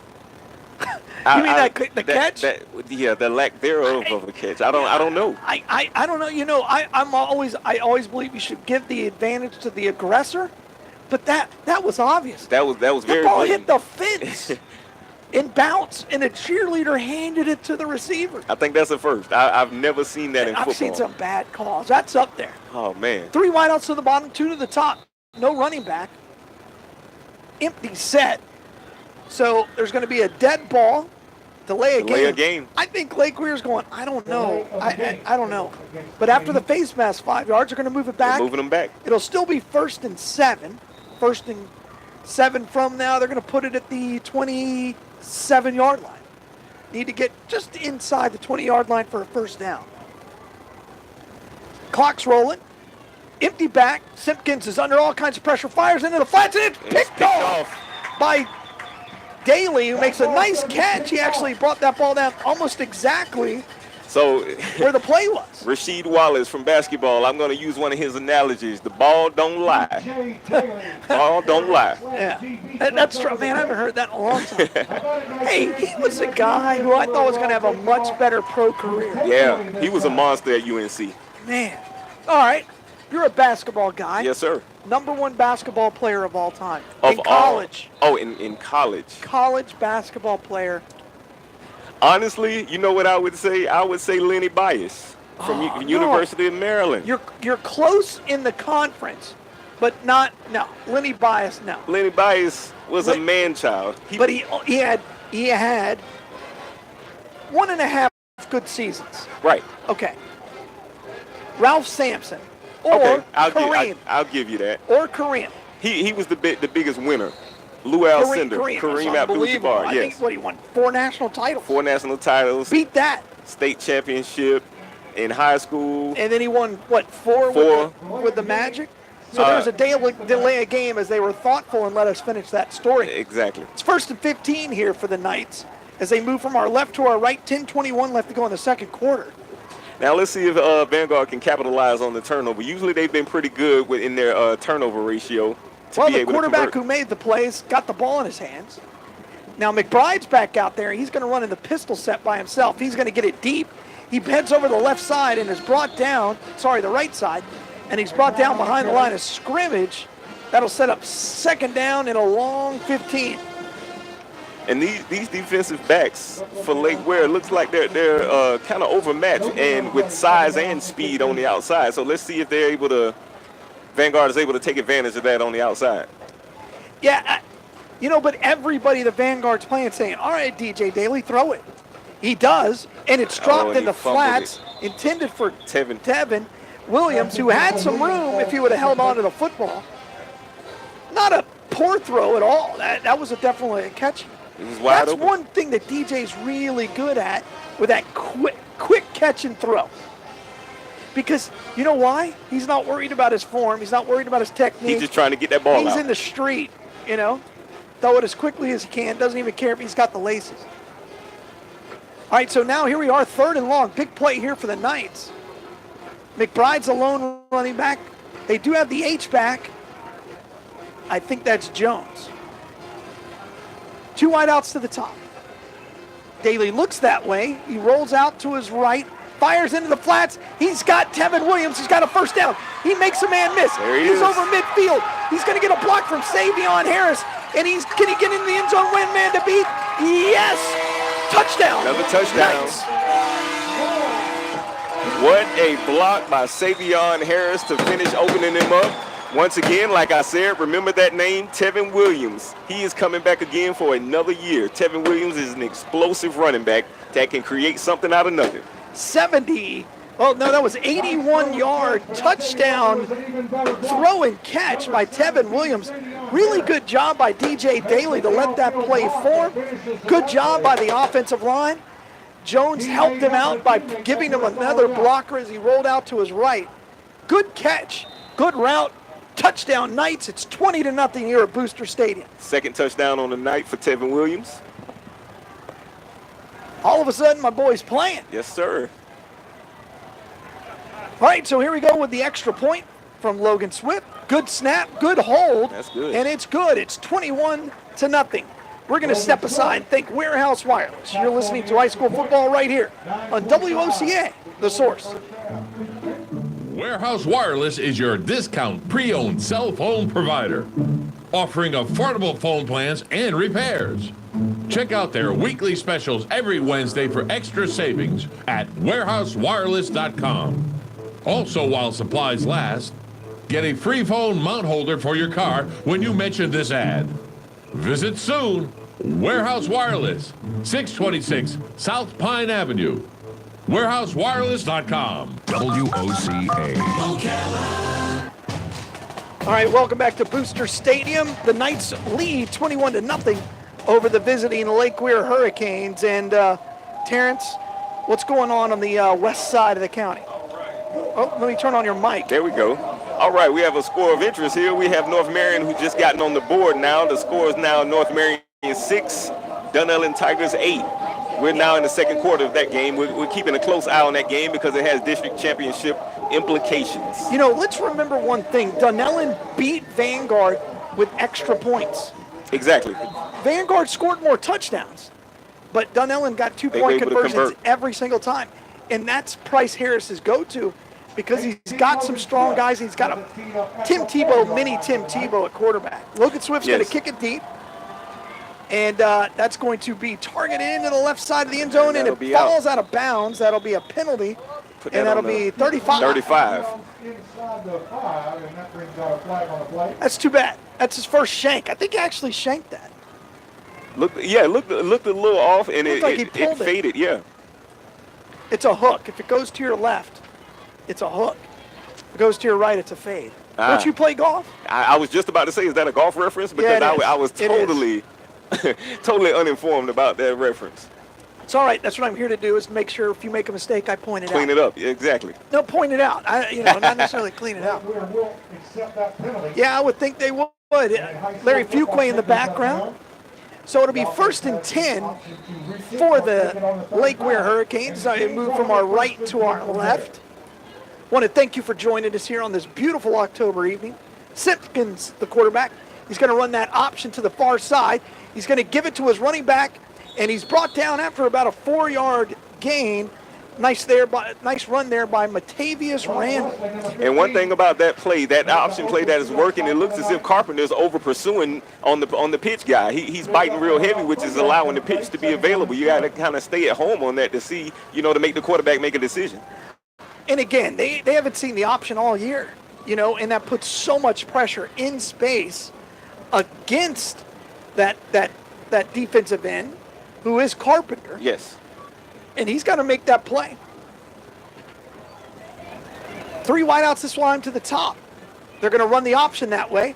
Simpkins keeps it. He makes Jones miss in the backfield. He's rolling around. He's all the way back to the 25 where he's brought down by Jones, who didn't miss him twice. You can get him once, but he will not escape you a second time. And Coach Knox isn't happy about something. I don't know, but that's the kind of play you don't need against this good Vanguard defense. Again, Bryce Langston's got his knee iced on the sidelines. But there's no shortage of talent on either side. Not at all. Carpenter or Jones. And it looks like Rutgers playing all on the defensive side. I haven't seen him line up at wide receiver yet.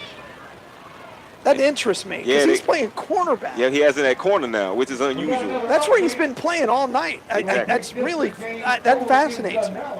And we got one of the Randall twins. Yep. Well, thank goodness they wear numbers, because in person I cannot tell them apart. All right, so Simpkins drops back. He fires deep over to the left side, and he's got a man, and it's good defense by Tyron Wilson. Thing I like about what Tyron did on that play was he was able to get his head around to be able to eye that ball. A lot of DBs in this new age of football, they don't know how to turn their head around, which causes the pass interference a lot of times. But big decision on that play to get his head around. Well, there is no face guardian in high school. Good. Yeah, but what he also did is he was able to stay on the inside and ride him, because before he got beat on his man got into the inside and he had a little room to make a catch and had to hold him. They just didn't call it. So there's going to be a timeout against Lake Weir, and let's keep it here. And again, that Dunellen North Marion game, Terrence, has all kinds of ramifications. I don't think it matters one way or the other for Vanguard who wins.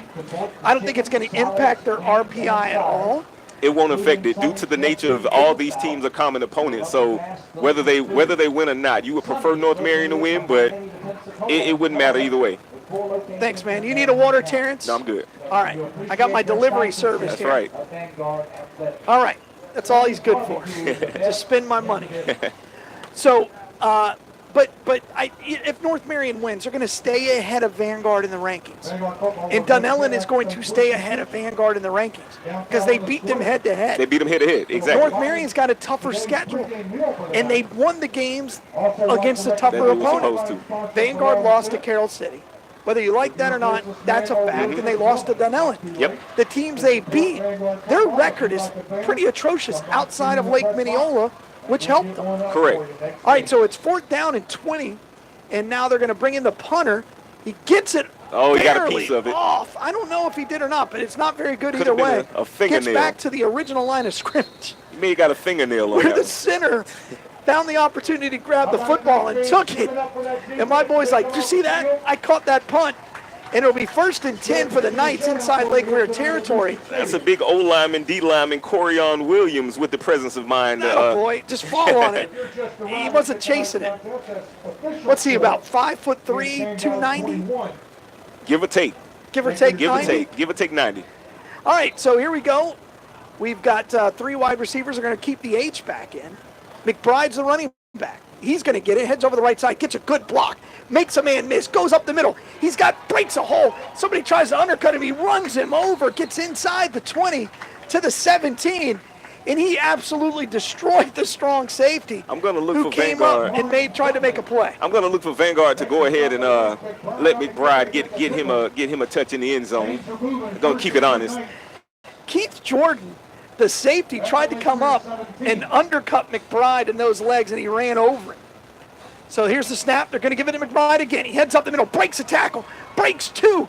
Now he's carrying the entire Lake Weir Hurricanes, and he's going to be just short of the 1st down, but inside the 10, it'll be 2nd and 1 for the Knights. They're going to keep it honest. This like I pretty much called it. They're going to probably try to get McBride a touch here and get him in the end zone before they probably shut him down for the night. Those 2 runs, when you look at it, it's just painful. And so now Lake Weir's going to call timeout. And again, we were talking about the rankings, and I don't think that game has any impact on Vanguard. But if North Marion loses, I think they drop out of that top 32, which could or could not help Vanguard just because there's one less team in the top 32. I think it will due to Vanguard's strength of schedule compared to North Marion's. North Marion's strength of schedule is pretty good. It's pretty good. I just don't, I don't know, man. Who the heck knows? That RPI is a secret sauce. Yeah, I know they put the formula out there. Yep, you have to weight it. The only tricky part about that is weighted 30% for your opponent's opponents. And that's the only thing I don't really like about it, that you're weighing your opponent's schedule. Yeah, and again, when Vanguard played Gainesville, doesn't have a win. Holtz has only got 1. Right. You know, you just keep adding these things up, and it just doesn't help them. The only thing we can really say is Carroll City's not had a great year. They're not year. as good, yeah. Lake Mineola needs to win out. They got a big game this week. That will help them if they can get a win. All right, so they're going to give it to McBride again. He's hitting the backfield, and he's brought down right at the line of scrimmage. No gain. Good play there by Chin, who's made some really nice plays from that middle linebacker position. I'll tell you what, Lake Weir's undermatched. You know, they only carry about 20 guys maybe on their varsity team, 25. And they did get some help with the JV, though. McBride heads over the right side. He gets inside the 10. That'll be enough for the 1st down. It'll be 1st and goal for the Knights at about the 6. New fresh set of downs, and I anticipate them to keep bruising. We got a player down. Oh, it's McBride. Those he's ankles. Favoring that ankle. Oh, yeah, he's hurt. Yep. Makes a big block for the night. May have to shut him down. Yeah, he's down. Oh, that's too bad. Those high ankle sprains are tough to deal with.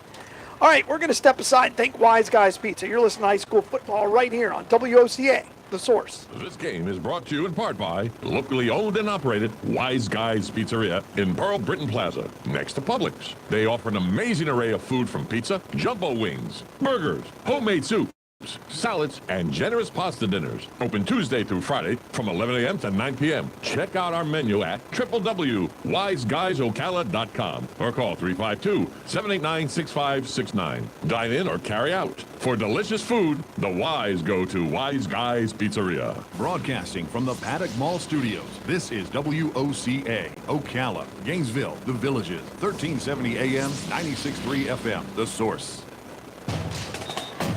Welcome back to Booster Stadium. I don't think we're going to see McBride until the playoffs.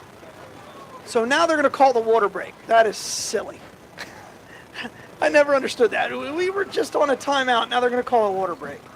All right, so but let's keep it here again. I want to thank Warehouse Wireless for their support, and you know, Terrence, that game up over in Dunellen. First of all, I hope there's a huge crowd for that because those are two passionate fan bases, and they're both good football programs, both well coached. Absolutely. We've talked about Price Harris.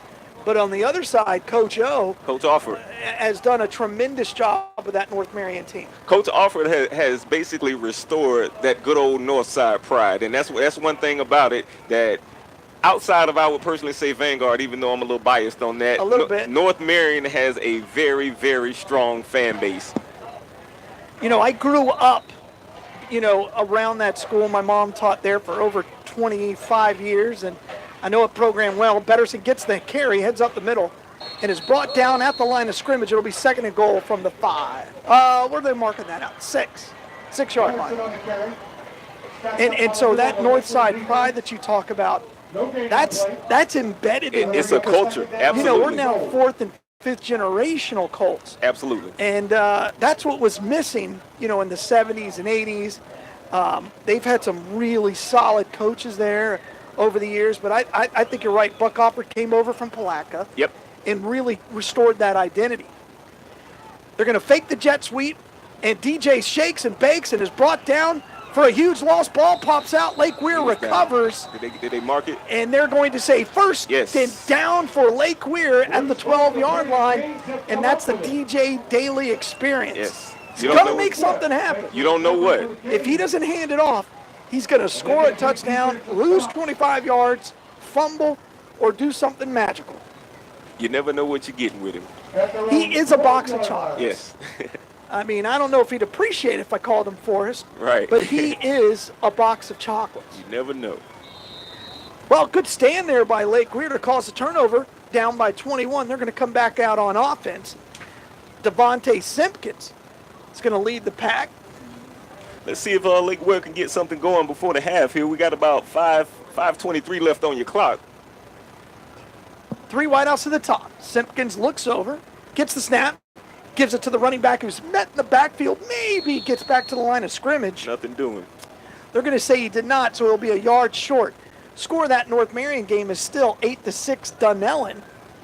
And here it's 21-0 Knights. Running clock starts at 35, but not until the second half. Big district contest. So it's 3 to the top, 1 to the bottom. Oh, they just scored there. Terrence, you got to keep up to date. 14-6 now, Dunellen. 14-6 Dunellen. And now Simpkins is going to roll out to his right. He needs a block, tries to make a man miss Carpenter, but can't do it. Instead, it'll be 3rd down and 7. I think he picked up 2 on the play. Big play here for the Hurricanes. Clock continues to roll. There's no real separation. He wanted to roll out and throw the ball into the flats, and they just didn't have a man open there. He was looking for McFarland. McFarland was well covered there by Wilson. And you definitely have to be aware of these defensive ends from Vanguard. You have to be able to make a decision very quick, or they'll get right to you. They are quick. I mean, they're not Bryce Langston, but they are quick. All right, shotgun formation. Randall's the running back. 3 wideouts to the bottom, 1 to the top. And they're going to call a flag, and that's the back judge. That's usually delay of game, and it is. So instead of 3rd and 7, it'll be 3rd and 12, and they're going to move the ball inside the 10-yard line. Now with these Coach Farmer defenses, usually they'll get a little aggressive around here. They try to push them back to hopefully make sure they can get a safety of some sort. Let's see if they blitz. See if they send some guys. We haven't heard from Gunsby all night. Let's see if they've sent him on a blitz here. Let's see how Vanguard's DB coaches, see if they send a safety or corner blitz here to get after him. The safety's creeping up a little bit. Randall's on the same side. Rucker's got the outside. Now there's another flag. I wonder if that's an illegal substitution. That was a quick 40 seconds. You got an instant replay. Delay a game again. Wow, that was fast. Wasn't that fast? That was real fast. You know, there is no play clock here. There might be. I had a conversation with Budnick, everybody's favorite athletic director. Absolutely. And he's got a plan. So they're going to run it up on the draw, and he's met in the backfield, carries a guy, didn't get back to the line of scrimmage. That'll be 4th down and a long 21. Javier Martinez on the tackle there. The one thing the Knights have proven is that they can block a punt. Absolutely. And now the punter's not going to have his usual distance. So let's see what they do. His last punt was about an 11-yard punt. That's not very good. Not at all. They're definitely gonna probably send the house here. In case you're scoring at home, you want it a little bit further than 11. So Rutgers going to be able to catch the ball. He needs to return a punt just to prove he can. Right now he's standing at the 27, which is about right, because traditionally he's been like 30 yards too deep. There's the snap, not a good one. It's blocked. And it goes outside the end zone. Did they recover? Yes, the Knights do. Touchdown. Vanguard. Knights. I think Betterson fell on that football. No. Tevin Williams with his third touchdown. Third one. Tevin Williams having himself a night. He is having one heck of a night. 2:09 left to go here in the first half. The Knights lead 27-0 over the Hurricanes. And just like I stated, it's just the identity of a Coach Farmer coach football team. Once you're pushed back, they will get aggressive and try to send the house, and that's exactly what happened. I'm going to make Farmer buy me a burger if Dunellen wins. Think he could get a good deal at the burger from the concession stand? I would hope he would get some sort of a discount. I didn't meet with him this week because I was working. It's terrible. All right, good snap, good kick. And it's 28-0. Nice firm kick there by Logan. And I'll tell you, if we didn't learn anything else, the kicking game has been a weakness on the special team side for a long time for the Knights. It's cost them games. It cost them the Dunellen game. Definitely. And if they can solve that, they've never kicked a field goal in a long time. But if they can at least make the extra points, that's something. That will add up. That's where they got in the hole the last couple weeks, where they were just unable to convert on their PATs. And Dunellen did, and they lost by 3, even though they scored more touchdowns. Exactly. That's hard to do, to score more touchdowns than the other team and lose. And then you get into a routine of having to chase points. Yep. And then once you get in that position, it's very hard. Coach is over there yelling them out, making sure he got 11. Sure, they're good. Coach Crockett. He's fun to talk to, man. He's fun to talk to. He will talk to you. He's got no problem breaking it down. He is a football guy. Gotta love Coach Crockett, class of 97. We somehow got stuck on the 96 football team, which he was a part of. Right. And I'm like, Coach, I got to go. I got to go in the air. He goes, oh, no, wait. It's pretty funny. Pooch kick by Logan Swift lands innocently at the 30. It's picked up by the Hurricanes, and he's brought down, and he runs backwards. It'll be 1st and 10 for the Lake Weir Hurricanes at the 28. As they're down 28-0 here at Booster. He wanted to talk. He wanted to break it down. We were talking about the 4th down that Dante Culpepper magically got the last 3 yards. The 4th and 20. And he looked right at me. He goes, "Oh, he got that first down." I said, "Come on now. I've seen the video. I've seen the TV replay. I was in the booth. He did not get that first down. He was definitely a little short. That was a generous spot. Little short. He was a little short. I mean, I graduated from Forest High School, but I covered every Dante game had. There's your bias, Galen. I covered every game Dante had. So, all right, and then Simpkins is handing off to Randall, and he's brought down right at the line of scrimmage. I wonder if he's related to the Randall twins. Not sure. Not much on the play. You know, it's like you got a Gaskins on every football team in Marion County.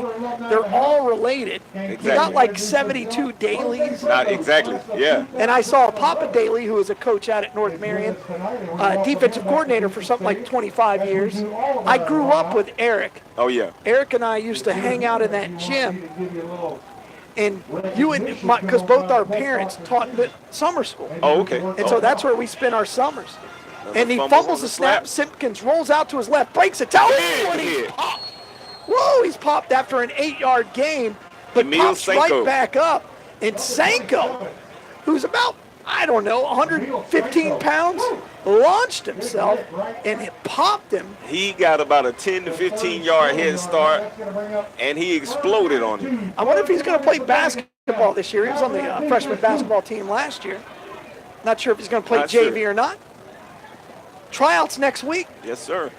All right, Simpkins is going to wait for the snap. Looks like Farmer's going to send a blitz with Leslie Farmer. Leslie Farmer. It's very confusing if you're keeping home at score.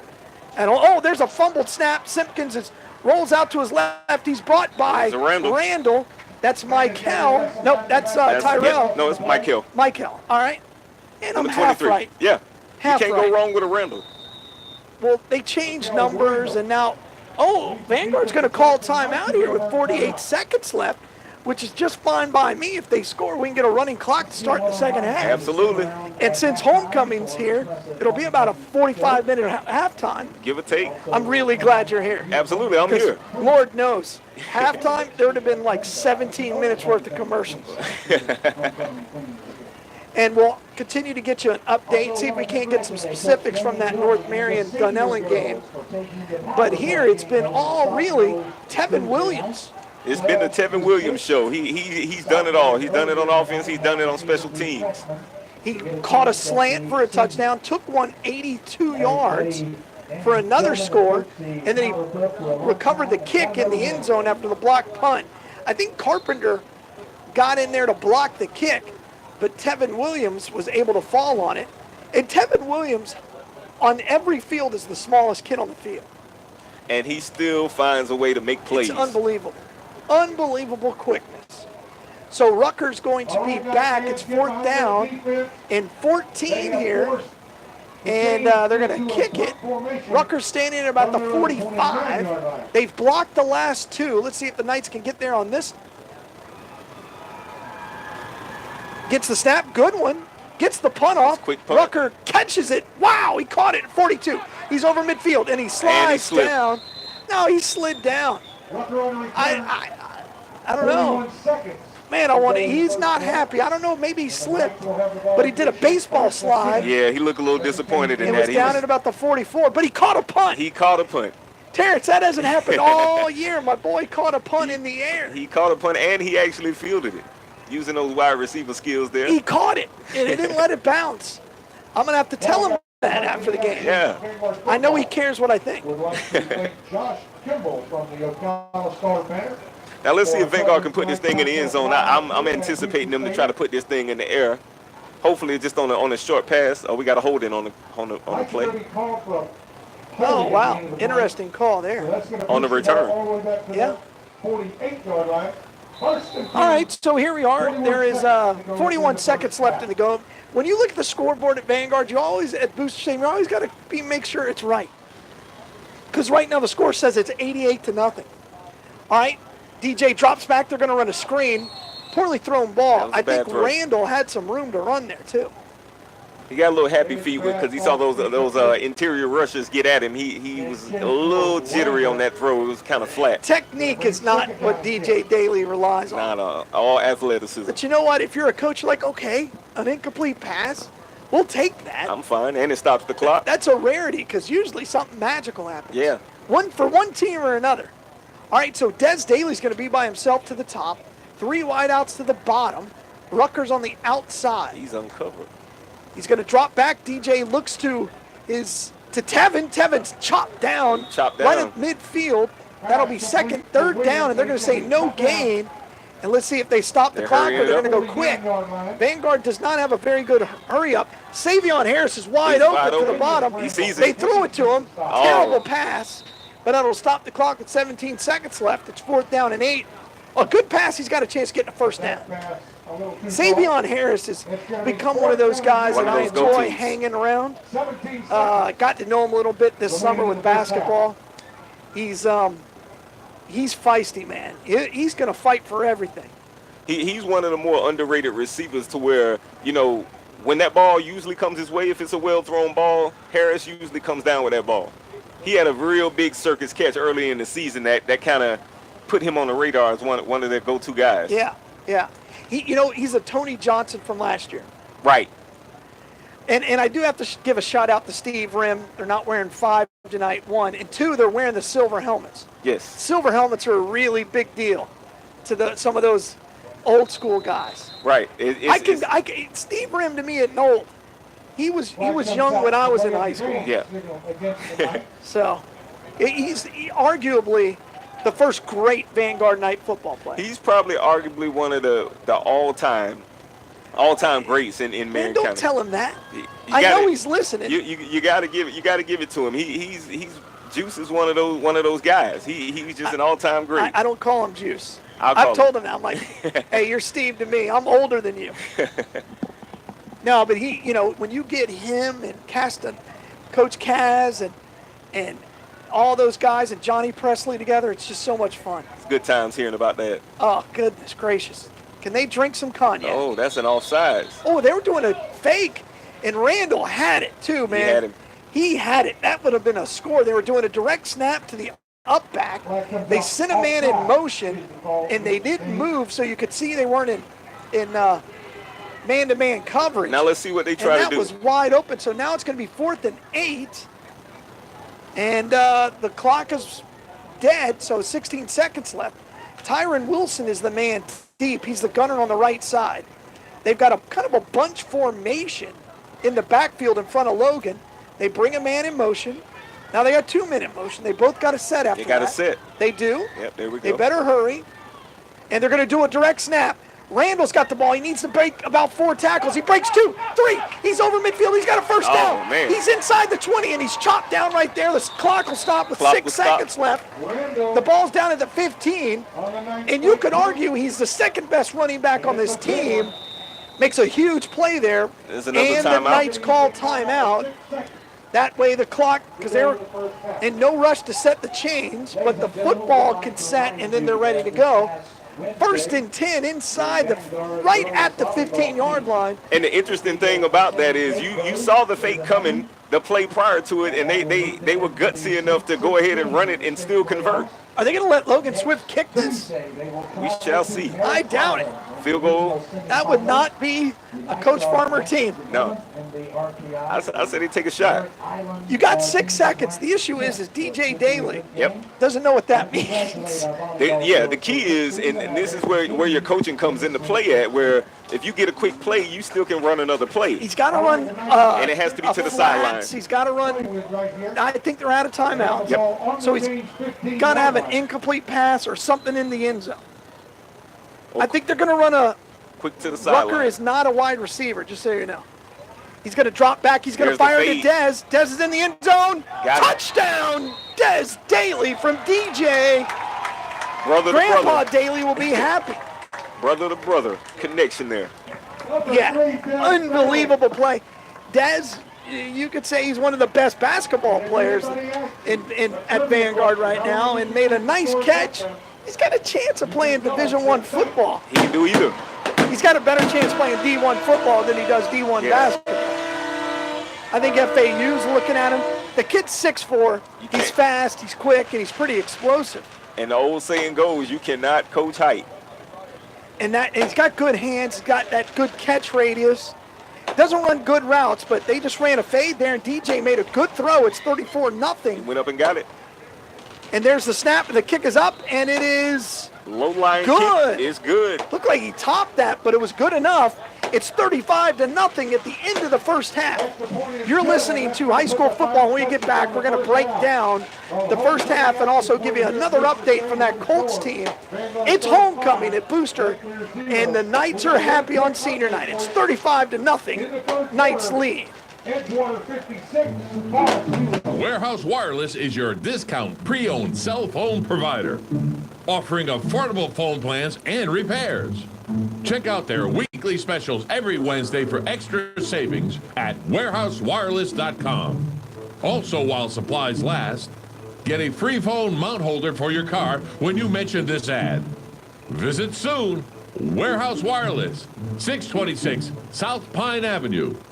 warehousewireless.com. Say, Larry, do you know what the difference between autumn and fall is? No, Jan, what is the difference? Well, autumn is a season, and fall is what you do just before you go to rehab at Palm Garden. Seriously, Larry, I hope none of your listeners ever fall and break anything, but if they do, I hope that they would call me, and I would give them a free, no-obligation guide to their rehab. If you need help, call Jan at Palm Garden at 854-6262. That's 854-6262. Pay your taxes, eat your vegetables, watch your weight, mow the lawn, clean the house. We all have stuff we don't want to do. Isn't it about time you did something you wanted to do? Like getting your pilot's license? At Ocala Aviation, they make it fun and easy, and you can start by taking one of their discovery flights for only $9 Commercial Aviation International Airport. So if you're ready to start your adventure, stop by or give them a call today. 861-7484. That's 861-7484. You'll be glad you did. I know I am. Ocala Aviation. Call today, 861-7484. 861-7484. Auto Sales. I want to invite you to come over and check out our vehicles. All of our vehicles at Crossroad Auto Sales go through a rigorous 100-point safety inspection. We work with most outside finance companies, and we even have in-house financing available. Stop by today at 1800 Northwest 10th Street or give me a call at 690-6695. That's 690-6695. Crossroad Auto Sales. We won't leave you stranded at the crossroad. This game is brought to you in part by locally owned and operated Wise Guys Pizzeria in Pearl Britton Plaza, next to Publix. They offer an amazing array of food from pizza, jumbo wings, burgers, homemade soups, salads, and generous pasta dinners. Open Tuesday through Friday from 11 a.m. to 9 p.m. Check out our menu at www.wiseguysocala.com or call 352-789-6569. Dine in or carry out. For delicious food, the Wise go to Wise Guys Pizzeria. Whether you're just starting out in your career or ready to make a change, being a commercial pilot is within your reach. The FAA has predicted that in the next few years, the number of planes in the sky will double, and that means a lot more jobs in aviation. Ocala Aviation has teamed up with an accredited university, enabling you to get a college degree in aviation while training to be a commercial pilot. And with options like financial aid, grants, and scholarships, it's never been a better time to get your new career in aviation started today. For more information, call me at Ocala Aviation, 352-861-7484. WOCA. Broadcasting from the Paddock Mall Studios, this is WOCA, Ocala, Gainesville, The Villages, 1370 AM, 96.3 FM, The Source. I think about it every day. While I'm stuck in traffic, at the supermarket, even at work. If it weren't for someone in my community who sat down, rolled up their sleeve, and took the time to give blood, I wouldn't be alive today. A Life South blood donor saved my life. Was it you? Patients in your community rely on donors like you to live. Give local, save local. Give blood. Whether you're just starting out in your career or ready to make a change, being a commercial pilot is within your reach. The FAA has predicted that in the next few years, the number of planes in the sky will double, and that means a lot more jobs in aviation. Ocala Aviation has teamed up with an accredited university, enabling you to get a college degree in aviation while training to be a commercial pilot. And with options like financial aid, grants, and scholarships, it's never been a better time to get your new career in aviation started today. For more information, call me at Ocala Aviation, 352-861-7484.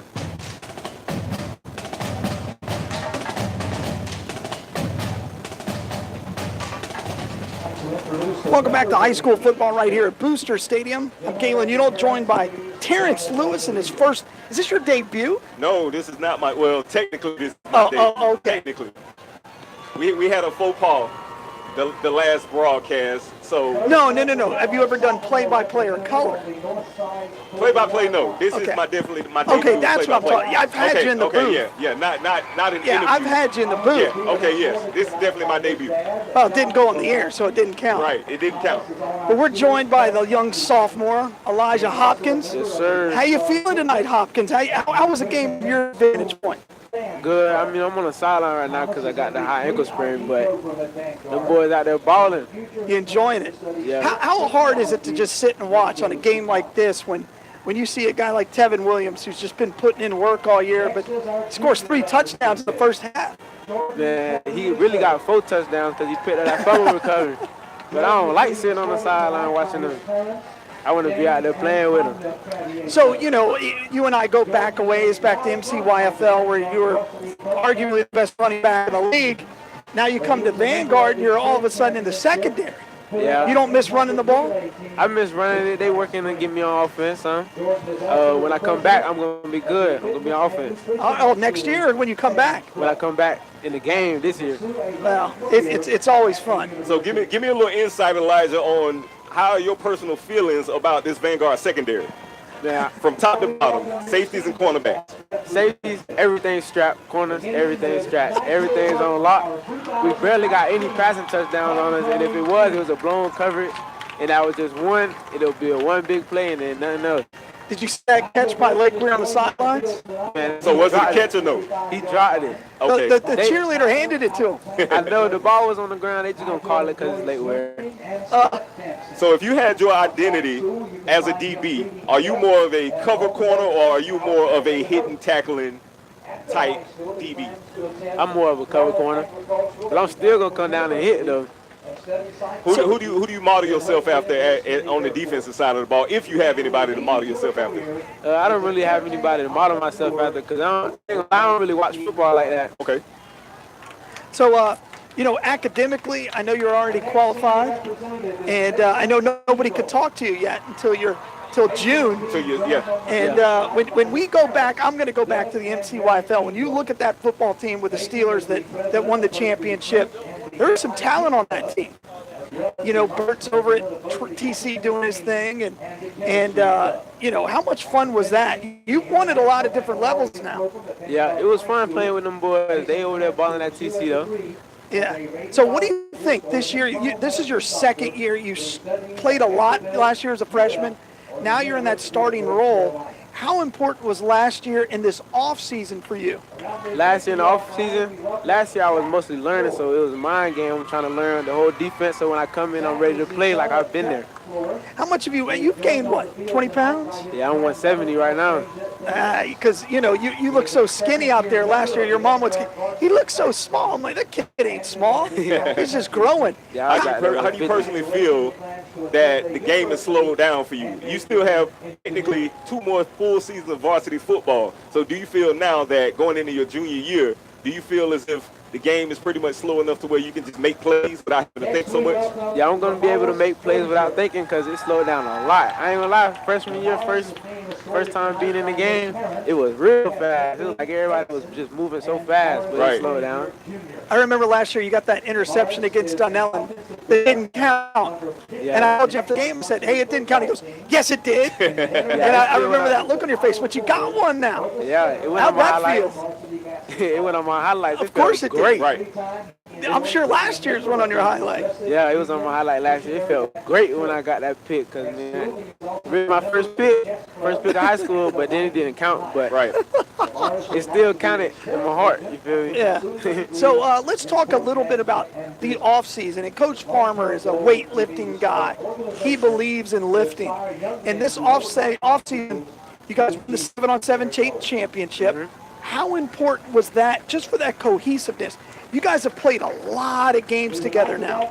The only way we're able to play 7-on-7 is if we come to the workout. So we work out first, then play 7-on-7. So everybody's saying, well, now we just playing on 7. Now we in the weight room too. Because before we go out on the field, we have to come in the weight room. If you don't go in the weight room, then you can't come outside. But that also is where you build the team, right? In the weight room, in the grind, in the pain. And I think that's really starting to pay off this year because you guys have trailed in all the big games. You guys have been down 7-0. You guys went into halftime at Dunellen. I'm like, I don't know how this team responds. They made a response. And then you responded by almost winning the game. How is that different from last year?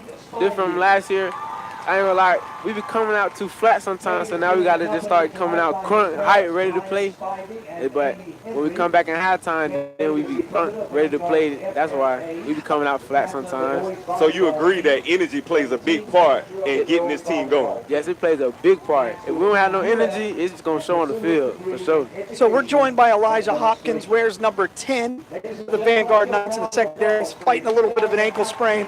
I'm pretty sure if this was the playoffs, you'd be out there. Yeah, I would have got a cortisone shot for real. So how we looking about Forrest?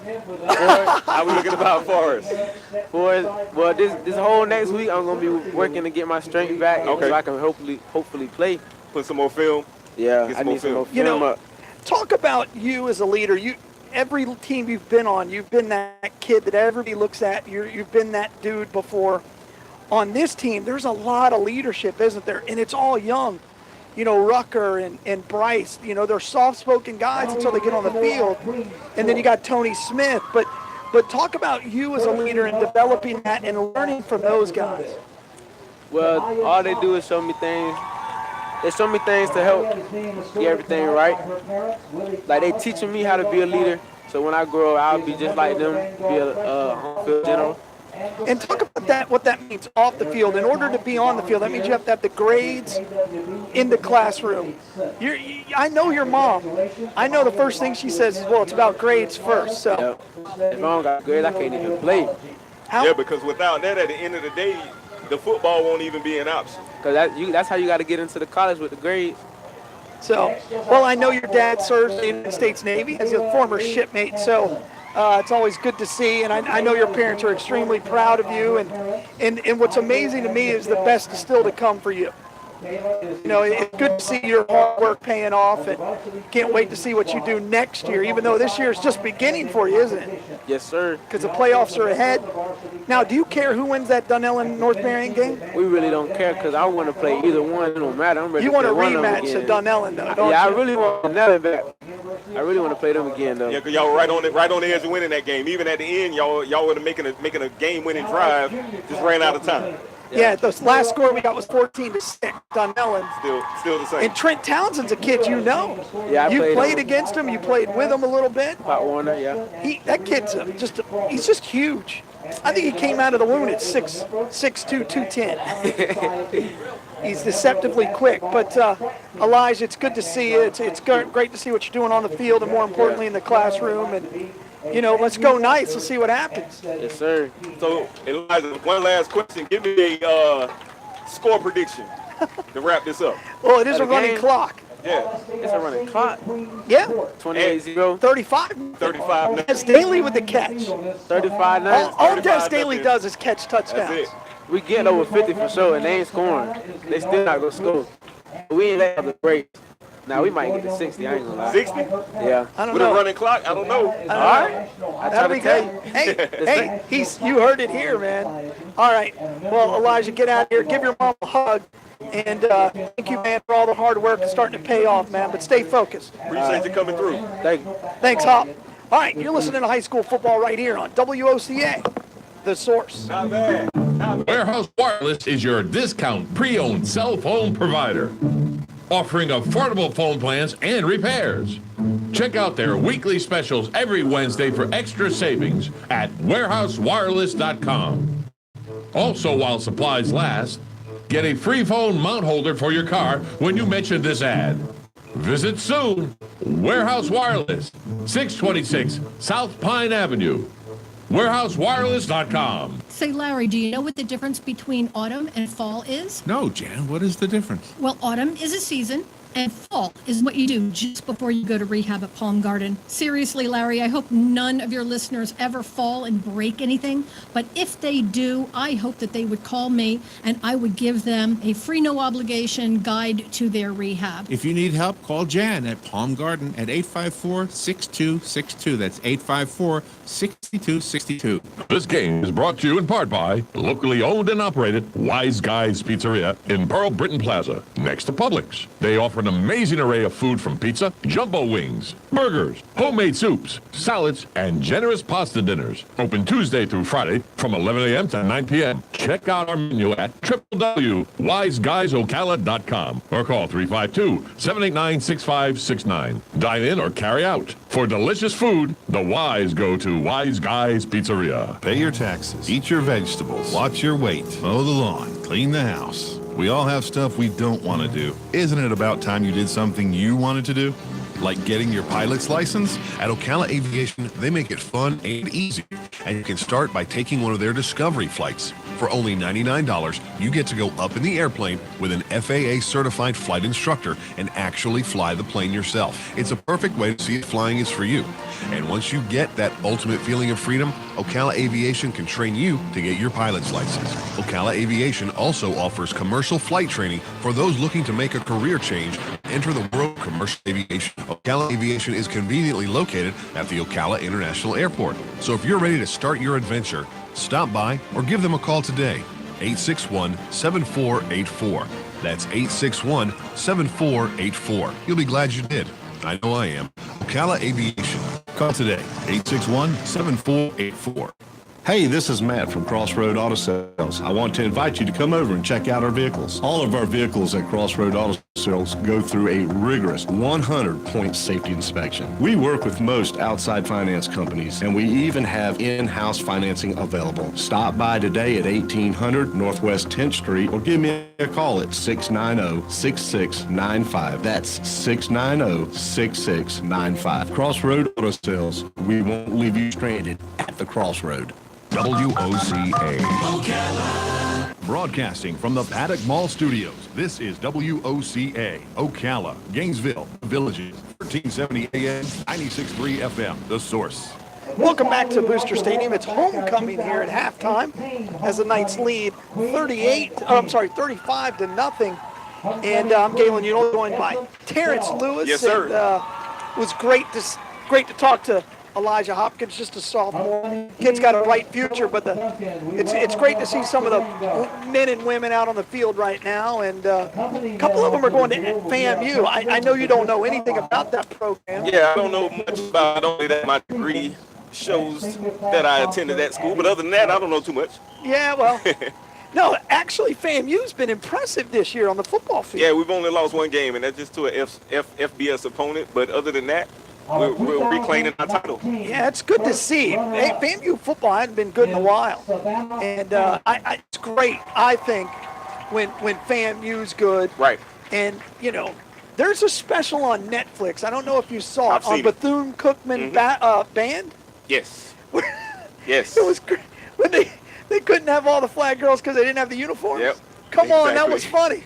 Exactly. I mean, I was like, oh, that's terrible. Yeah, man. But that was funny. It was funny. It was interesting special. Yeah, I don't know. I don't think it got renewed. I don't know if Bethune-Cookman wanted it renewed. But what it gave you is a really good insight in a positive way to the bands at that historically black colleges.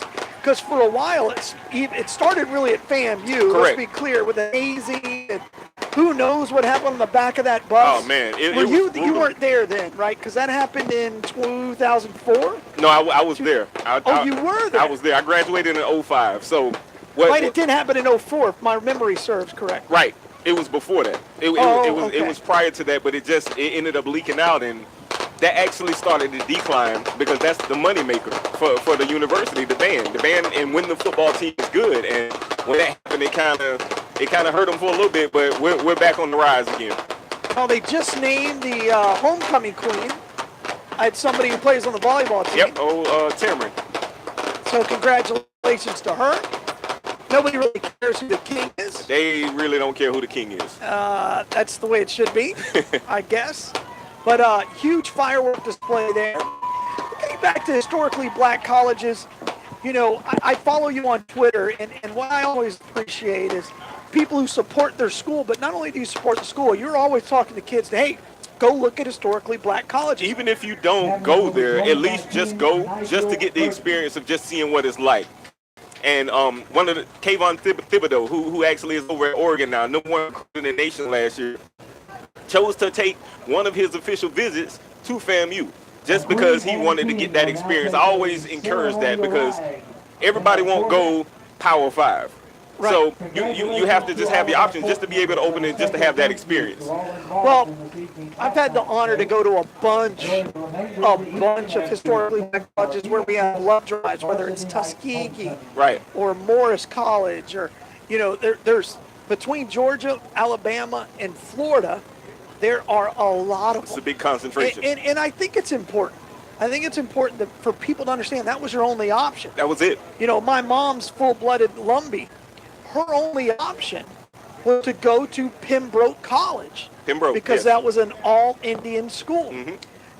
Now it's not as much, but she was then able, after 2 years, to go to the University of North Carolina, where she ended up getting her master's degree. But there was no option other than going to that Indian school. Exactly. And I think we've lost sight of that. I don't want to get into race talk. I think we've come a really long way as a society. I think we have a long way to go. We have a long way to go. But when you think about how we grew up, I grew up in a segregated school system. And it wasn't that long ago. Until I was in second grade. when I was in second grade, I was the only person of color in my school. Exactly. And then that really started to change in the third grade. My sister was bussed over to NH Jones. You know, we're well past that. And if you think about it, in contrast to how this relates to Vanguard in some aspect, Vanguard is only 50 years old. And I'm sure you know there are a lot of people that are older than 50 years old. Vanguard is basically the first technical, quote-unquote, integrated school where they broke up Ocala High School. Correct. And created Vanguard High School and Forest High School. Because of where it's sat, right, it made it integrated. Exactly. And now, you know, when you look at Vanguard now, you have people who are living in some of the most expensive houses in Ocala and some of the worst houses in Ocala because of the IB program. Exactly. And the IB program has changed Vanguard. Absolutely. And they're still that athletic school. They're still, let's be clear, they're in the hood. They're the only school that's in the hood in Ocala. And I think that's given them a toughness. It's giving them a toughness, it's giving them a grit, and it also gives them a sense of still a connectivity to the neighborhood. Because a lot of the other schools in Marion County, they're not technically in a neighborhood like Vanguard is. That's how it always is. You're absolutely right. And Vanguard's the oldest school, high school in the county. And that's why, you know, we didn't talk about it at halftime. That's why, you know, Coach Budnick's trying so hard to get some improvements here at Booster Correct. Stadium, which is also 50 years old. And everything you see here is almost 50 years old. Exactly. All right, so here's the opening kickoff. We did a good job of filling space. Logan Swift kicks it, and it goes through the end zone for a touchback. Lake Weir will have it, 1st and 10 from their own 20. In Logan Swift fashion. And the clock will run.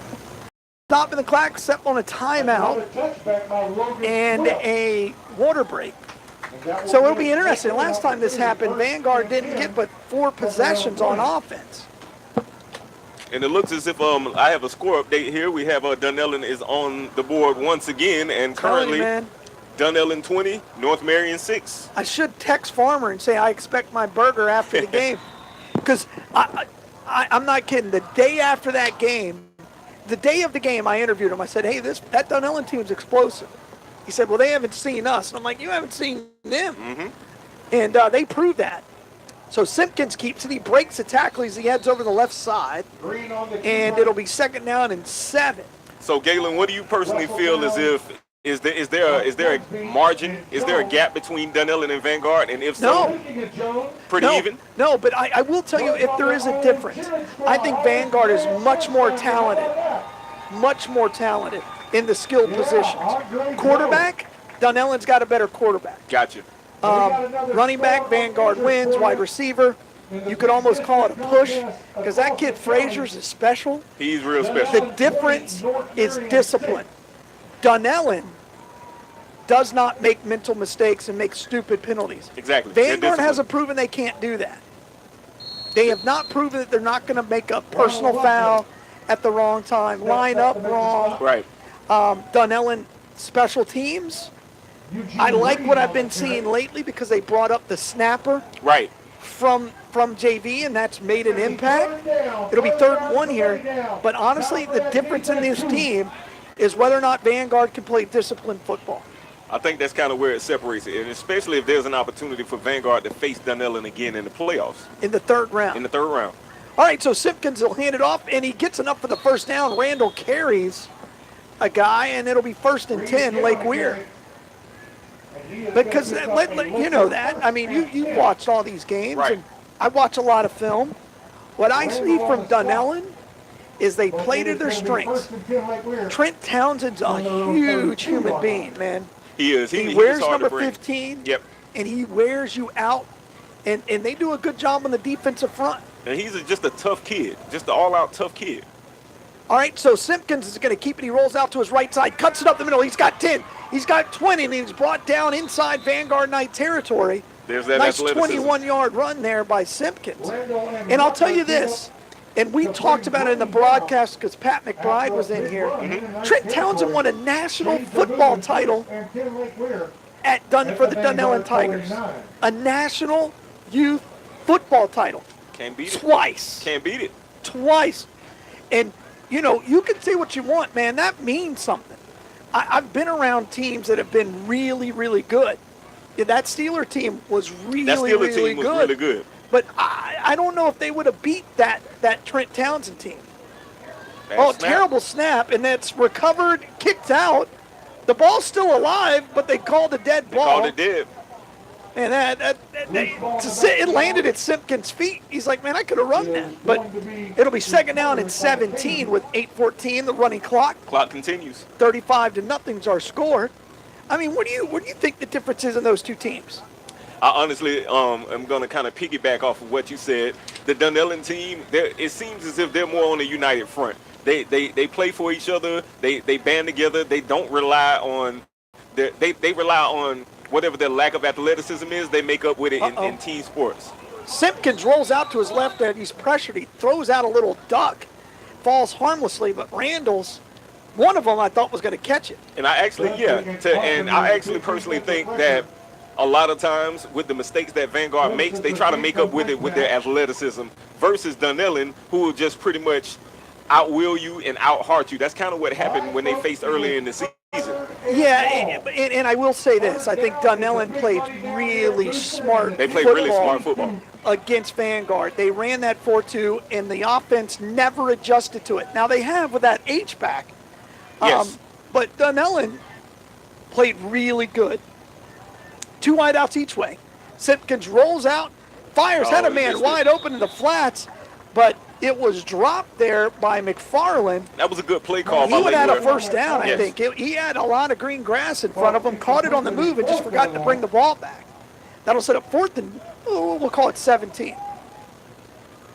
But, again, man, that game was here. That helped. Yes. I think Vanguard came in and said, we're Vanguard. And that's we don't lose in county. Exactly. We're the best team in the county. Guess what? They're not now. And at the end of the day, what I told a couple of the players after that, after the whole melee of whatever happened throughout that game, was the fact that this actually could define you, that you don't necessarily now have to worry about getting caught up in all the hype. There's the punt, and it's fielded by Rucker at his 25. Catch. He heads up the middle, looks for a block. He turns on the Jets. He's go. over midfield, brought down at the Vanguard Knight 49. That's what I want to see. A kick that poor, you got to return. Love it. Use your ability. Love it. He's not playing wide receiver. Right. So he's playing a lot of defense. But it'll be 1st and 10 for the Knights with 5:55 left to go in the third quarter. But the Knights are always going to be judged by what they do in the playoffs. Every time. And they haven't been able to get over that hump the past 3-4 years. Regional finals is where they've kind of stalled out. All right, so we're at the water break. We're going to step aside, and we're going to hear from Wise Guys Pizza. You're listening to High School Football right here on WOCA, The Source. This game is brought to you in part by locally owned and operated Wise Guys Pizzeria in Pearl Britton Plaza, next to Publix. They offer an amazing array of food from pizza, jumbo wings, burgers, homemade soups, salads, and generous pasta dinners. Open Tuesday through Friday from 11 a.m. to 9 p.m. Check out our menu at www.wiseguysocala.com or call 352-789-6569. Dine in or carry out. For delicious food, the Wise go to Wise Guys Pizzeria. WOCA. Welcome back to Booster Stadium. Knights have the football for the first time here in the second half. They lead 35-0. DJ drops back. He's under pressure. Makes a man miss, and the ball comes out. Lake Weir picks it up. It'll be 1st and 10 Lake Weir. And again, this goes back to that discipline that we talked about. They like DJ because he does make things happen. But you're giving up a lot with. But, man, you see a play like that, and you're like, you're up by 35. Give the sophomore a chance. Yeah. Because DJ Daly's not getting you past the regionals. No. He's just not. Bad ball security there. But hopefully now with the running clock, we'll see if we can see Curry. And if you put Rucker at quarterback, that's one less wide receiver. Yep. All right, so Simpkins is going to come back in the game. It'll be 1st and 10. Ball sits at the Vanguard 49. He drops back, looks to the right, fires to the flats, and it's incomplete. Not a well-thrown ball. It was a little high. That'll set up 2nd and 10. And that's, to me, indicative of that missing link, that one little thing. And the coaching staff just makes quick decisions. And And they pulled away from Curry. He made a bad throw against Dunellen, and that offensive line was just porous, and he got shell-shocked. Yeah, and sometimes you got to learn on the go, but it's a fine line to where you're sacrificing your season versus learning on the fly. So I kind of see where they're going with it, but, you know, you got to know when you got your passers, and you got to know when you have your athletes. So the ball's handed off to Randall, and he's going to be brought down in the backfield. That'll be a loss of 3. Nice job by Carpenter. And I will say this about any Vanguard team. The success is predicated on having a quarterback.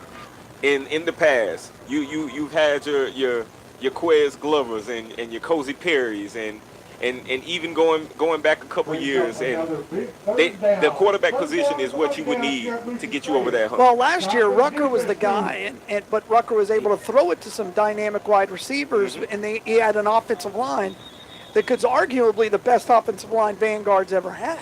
Yes, I would definitely agree with that. This year, it's a complete opposite. They're filling in holes. They're trying to make it work. Yes. And losing Momo, we haven't talked about Leonard Manuel a lot. He transferred to Stranahan at halftime of that Dunellen game. He walked off. Whatever you feel about that situation, it hurt the team. It hurt him. Because he's a stud. He's a 4-star wide receiver going to University of Florida. And that hurts. That's hard to replace. And I love the kid. I'm biased, and I'll tell you that. I want nothing but the best for that kid. It hurt. Because his only chance to get out is to go to University of Florida.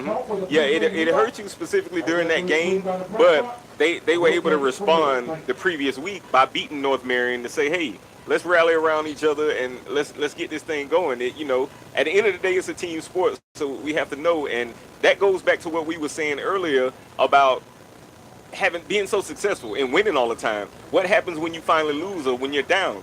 This may be a mentally tougher team. Exactly. I agree with that. Correct. So the Knights are going to bring a blitz. Simpkins drops back. He fires. He's got a man in the flats, and it's caught and dropped. Oh, McFarland had it. Wait, hold on, Galen. Let's wait He and had see Tyron. if the ref calls They're a not completion. moving. Okay. Tyron was beat on that play, but McFarland couldn't bring it in. That was a great throw from Simpkins. He threw it to the inside, and McFarland beat his man in that man-to-man coverage, and that'll set up 4th down for Lake Weir. And we had to make sure that the refs didn't call a completion after the fact. We had to wait a couple seconds. That was weird. That was very weird. No, the refs were doing something with the ball. I couldn't quite tell, but they ended up marking it in the middle of the field, which is what they're supposed to do. So it's 4th and 14 here, 2:45 left to go on the running clock. 3 wideouts to the top for Simpkins. See if they can keep this drive going after the DJ Daly fumble. Simpkins calls for the play, takes his time, drops back. He looks to his right. He rolls out there. Now he's going to fire. He's got a man deep, and it's going to be caught by McFarland, and he gets into the end zone. Touchdown, Hurricanes, with a beautiful 48-yard catch and throw. Nice grab. And again, Wilson got burned on that one. And his mistake on that play was not playing the ball. He was trying to play through the ball, and the ball went right between his hands into the receiver for a touchdown. He got beat, got the guy behind him. He thought he was in good spot. Ball went over his head and landed into McFarland's hands. And a couple of times, I know everybody thinks this secondary's, a lockdown and all those other things. That's happened to them a couple of times. That's happened. It happened to him against Dunellen twice. Happened to him against North Marion. That's happened. It happened to him against Dunellen twice. Happened to him against North Marion. That big play. It happened last week too. And so now the kick is good. Oh, it's pulled left. Yep, no good. So it's 35-6 with a running clock. Clock will continue to run here. But that's something the Knights have to clean up. They've got to not. That's one of those mental mistakes. That's that exactly. Against a really good opponent, they'll take advantage of it every time. I mean, how many times against Carroll City did the Knights keep a drive alive with a hold or a personal foul? Exactly. Or an offsides or something silly like that. Multiple times throughout that game, which actually came back to haunt them. And when they lost last year in the regionals, That's what happened. That's exactly what They happened. they got down early and then they couldn't make enough plays to overcome their own mistakes. No adversity. That's the only thing. And I'm glad I credit Coach Farmer with actually scheduling the Miami Carroll City to kind of get yourself out of this lull of just playing local teams, because the majority of the teams that you will play outside of the region are not from Marion County. So you have to get that experience. Well, and I thought it was a good call for them to cover Lake Mineola. Correct. It'll be fun to go to Carroll City next year. I will, yeah. All the way to Miami. I got to get a flight with my buddy. Oh, they're going to onside kick, and it doesn't go 10 yards, but it's fallen on by the Knights. Not a good onside kick. I'll tell you, you know who's one of the best onside kickers of all time? Who do you It's have? Brendan Shipp for the Colts. Oh, Shipp, yeah. So he used to stay at my house a lot. I coached him in baseball. Gotcha. It's one of my. I got a lot of kids that I think are favorite. You understand? Absolutely. When you coach at the youth level, you get connected with these kids. But that's the end of the third quarter. It's 35-6 Knights. But he used to go in my yard and just practice onside kicks. He'd go, coach, where's 10 yards? You know, and he goes, no, I want it to be exact. Yep. So I'd get out there with a tape measure and we'd mark it, and he would practice it. And, you know, and that's fun. You know, he was like 9 or 10. Oh, man, yeah. And, you know, he's just a great athlete. So he played on my baseball team. And he's one of those kids that whenever I see him, he just gets this beautiful smile and he just gives you a big hug. And I poured so much into that kid, and I can't wait for him to be successful in life. And that's how I feel about all these kids. And when, you know, you get a kid like Momo, who's an exceptional talent, people have been telling him he's great since he was 9. Right. And he's 18. He's going to make some stupid decisions. Just being young, you have to learn from it. If he can go to Stranahan and play, Curry's into the game, he fires a nice ball into the flats, and that's going to be caught for about an 8-yard gain. Curry with a beautiful throw there. But if he can go to Stranahan and play, stay on the field, good for him. Just finish the season. Good for him. And anybody who roots against him, I'm going to question you as an individual, because what kind of decisions were you making when you were 18? Yeah, and that kid's got a microscope on him. At the end of the day, it's a fine line that you know, these kids are young, so you expect them to make mistakes, you expect them to be a little hard-headed, but you know, you just got to kind of see them through a lot of times. That's right. You know, and Farmer and I talked about it, where it's not something we talked about on the air, but I said, how do you feel? He goes, man, I want the best for that kid. Yeah. That's what it comes down to. At the end of the day, regardless of where it is, whether it's in your program or not. So Curry drops back, breaks the tackle, looks for a man, keeps his feet, and he's going to be brought down behind the line of scrimmage. He wanted to throw it out to the flats, but there was nobody there. Who is 7? I don't even have it on my roster. Who's number 7? Lake Weir or Vanguard? No, Vanguard. Christian Chisholm. Yeah, Chisholm. Thank you. So Chisholm, the senior, he was looking for him, but he just wasn't open. That was a smart not to throw that by Curry. But Curry showed some good things with his feet there to break that tackle. And the youth with Curry shows a little bit, because he's in that position where sometimes he has to just throw the ball away. You want an alumni sticker? Sure. You should get one. All right, so Chisholm comes off, but they're going to keep an H-back. 2 wideouts to the top. Lamorris is the H-back. He's going to give it to Betterson. Betterson's hitting the backfield, but he keeps his legs moving, and that young man is strong as an ox. Still moving. He's going to be just short of the first down, but I think the Knights are going to go for it here because it's about 4th and 2. But Lamorris, the basketball player, still out there, getting some reps at H-back. He'll be the big man this year one of the big men for the Knights. That's one of the toughest basketball that'll players. be a free 5 yards. They didn't call it. I thought he made contact. Should have snapped the ball. He's been, you know what? Whenever you build a program and you got some incoming freshmen, Lamorris is one of those kids who wrapped his arm around my son and really welcomed him, and that was huge to him. So he's going to throw to the flats. He's got Dez. Dez makes a man miss, but doesn't fall forward, falls sideways, and it'll be a turnover. With a little more experience, he'll understand he's just got to get the first down. That'll be a turnover on downs with 9:30 left to go in this football game. One thing about Lamorris, I will say, even on the basketball court, he is one of the scrappiest kids. He's so fun. I've seen on the court. He would just go all out. He's 6'1", but plays the 5. Right. And he does a lot of the dirty work. and get some of those off-ball rebounds. But again, he's the kind of kid that you have in your program that you don't worry about. You don't. And you know he's going to be a good teammate. You got to have those. You got to have those. Those are what I call glue guys. They just find ways to galvanize the team and just pull the team together. He's not going to score 10 points. He's probably not going to get 10 rebounds. But he will definitely get a key steal, key block, key rebound. Johnson, or Gunsby with a tackle in the backfield there. That'll be a loss of 4 on the carry as Randall heads over the right side. It'll be 2nd down and 14.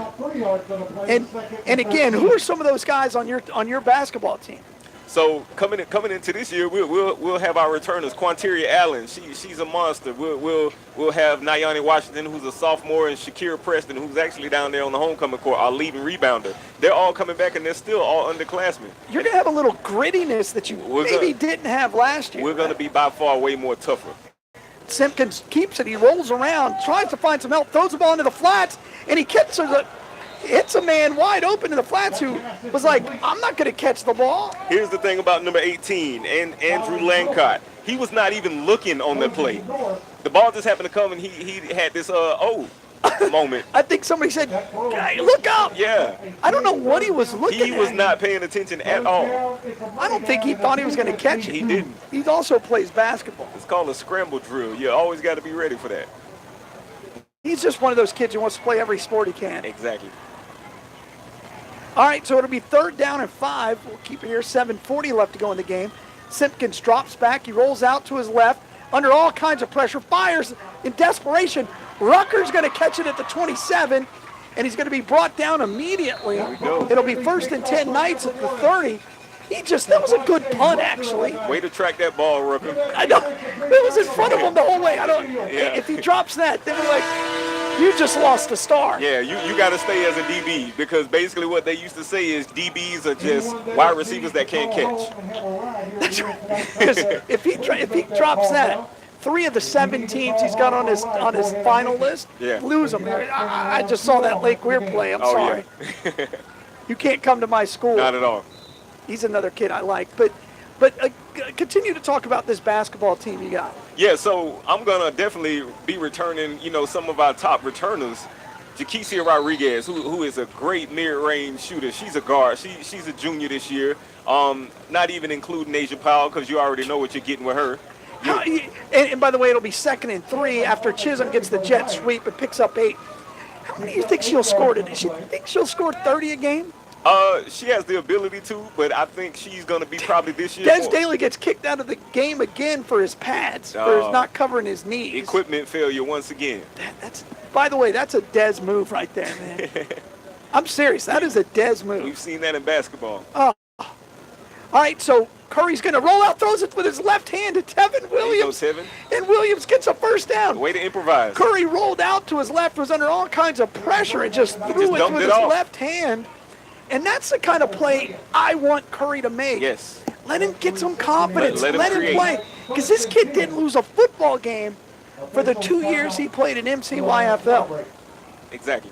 So timeout. All right, I keep interrupting you because there's a football game going on. Of course. But it is 35-6 here in the last of the 4th quarter, running clock. Right. They're going to stop it for the water break, and I want to thank Wise Guys Pizza and Warehouse Wireless. And what are your expectations for the team? I know this week you've been looking forward to for about 10 months. It's coming up. It's tryouts, but your team never really stops trying out. We go year round. I know what I'm getting, and we just go year round. What I'm expecting us to do is basically repeat as district champions. That's our immediate That's step goal. 1. That's step 1 is our immediate goal, and I would anticipate us to try to win a game. In regionals, we dropped to Middleburg last year, so you're a pretty positive guy. Yeah. You were distraught after that regional game. Because I feel as if we should have won that game. We were the more athletic team. We were the more just athletic team. We lost because Curry's under pressure and he's sacked in the backfield. Middle linebacker came up and popped him, and that's one of those plays where the coaches are like, "Oh, he's got to get rid of it." I'm like.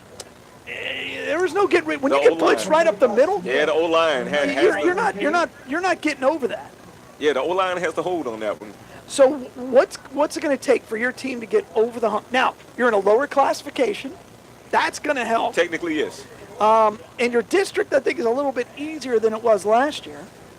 Is Orlando Jones, Lake Minneola, Leesburg, Lake Weir, and Bellevue, and us, of course. Yeah, what do you think about? I think your real competitions, though, is going to come from Leesburg. And no. Oh, that's almost intercepted. Our competition is going to come from Jones High School and Lake Minneola. All right. I don't know who Curry was throwing to, but it'll be 4th down and 17.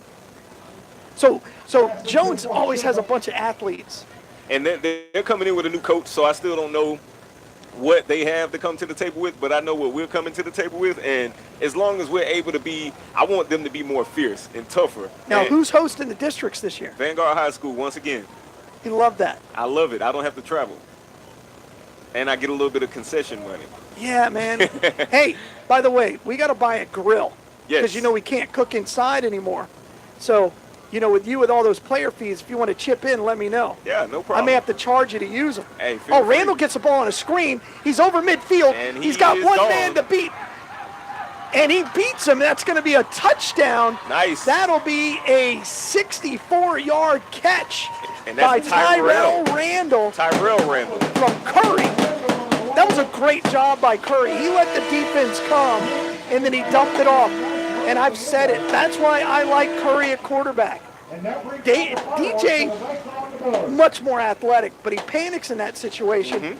Whereas Curry lets it come, knows where his outlet is, and makes a good throw. And he's been pretty much groomed to be a quarterback, so he kind of knows his progressions. He kind of knows the certain flow. He just has to have more game experience under his belt.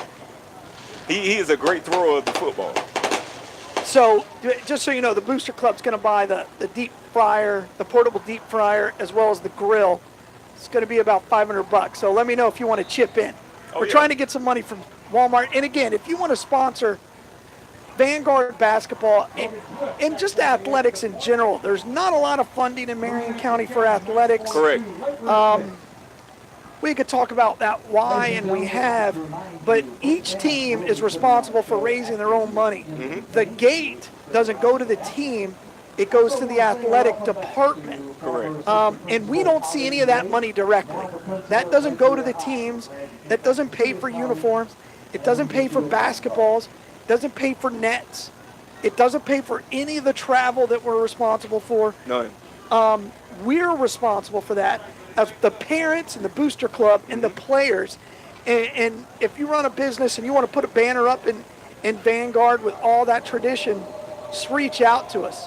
Yes, we're definitely willing, because the biggest misconception when I go out looking for sponsors from corporate businesses, they for some reason think that the public schools are funded in some way, shape, or form, and that's no more further from the truth. We have to go out and guerrilla market and just get ourselves out there to raise our own funds for our own program. Yeah, and we try everything we can. So, support us. Absolutely. All right, so we're under 2 minutes. Score is 42-6. You got an update in that North Marion game as Logan Swift Let's see what we pooch have. punts it. That ball's going to land at the 40, and the they Knights are going to recover. Oh. No, it's dropped, and now the Knights are going to recover.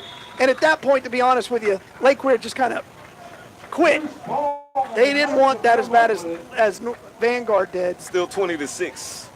Hey, 20-6. Dunellen is handling them. I don't know. I'm kind of shocked a little bit because I thought North Marion was gonna, that's right. Everybody I thinks thought- North Marion is this team. No, I just thought that they were going to give them a better fight. You know why they Yeah. were good last year? They had a good quarterback. They had a good quarterback. And They he did. figured it out at the end. They do not have a good quarterback. Right. They have a pretty good offensive line, and their running back is a beast. Yeah. But they don't have that go-to quarterback. And they're skilled players. But First outside and of the 10 for quarterback- Curry. He's going to give it to Betterson, who heads over the right side. He's got 8, dives right near the yardstick. They're going to say he's down. It'll be 2nd and 1. That may be, we may 52. have 2 more plays left. About 50 seconds left in the game. Yeah. But again, I support local athletics, whatever it is. I don't care if you're into volleyball or soccer or softball, because our volleyball team's probably going to win the state this year because they got Alexa back. Right. And she's going to FSU, and you could make an argument she's the best volleyball player to ever come out of Vanguard. That's debatable, Galen, but Now, you're a little biased. No, I'm definitely not biased. I've seen the likes of a Holly pole, I've seen the likes of Reagan Davey, who is probably the highest jumping athlete I've ever seen. And the way the ball comes off her hands, Reagan Davey was probably one of the top ones. But I will put Alexa up there with that If group. she wins the state title, 2 state titles back to back, that's been done by the Poole sisters. No. No, they No, the polls. the Poles. I'm sorry. Yeah, they never won state. Oh, But, that's right. I can't call her name right now. All right. but Well, you can think about it. Yeah. We'll come back and have that discussion. That's the end of the football game. That's it. The Knights win 42-6, and we're going to break it all down and get you another update on that North Marion game when we come back. You're listening to high school football right here on WOCA, The Source. McKenna Foster. Warehouse Wireless is your discount pre-owned cell phone provider, offering affordable phone plans and repairs. Check out their weekly specials every Wednesday for extra savings at warehousewireless.com. Also, while supplies last, get a free phone mount holder for your car when you mention this ad. Visit soon.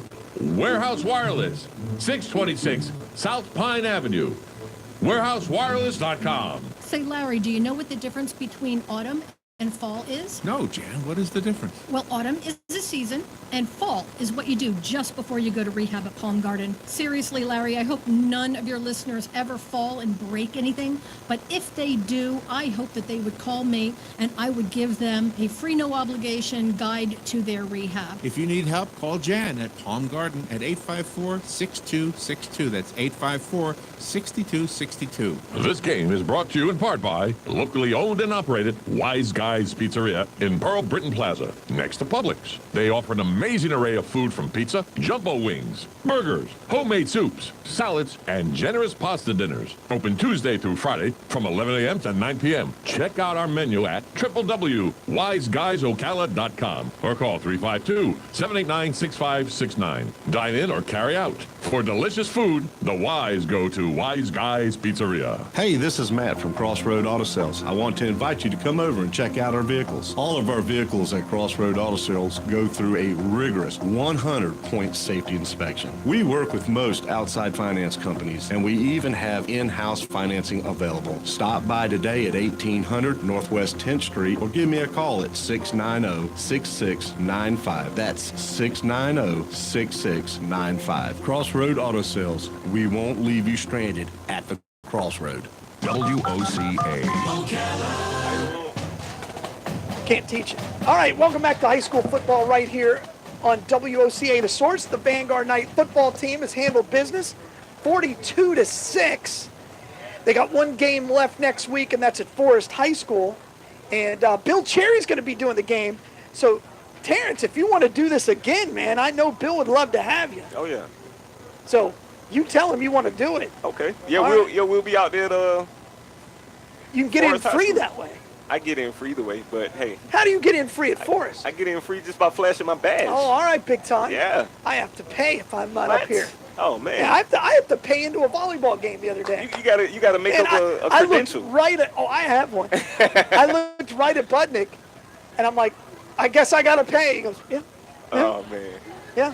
Well, that's Budnick. Yeah. But so you remember the name? Yeah, McKenna Foster. She was a two-time state champion at Vanguard.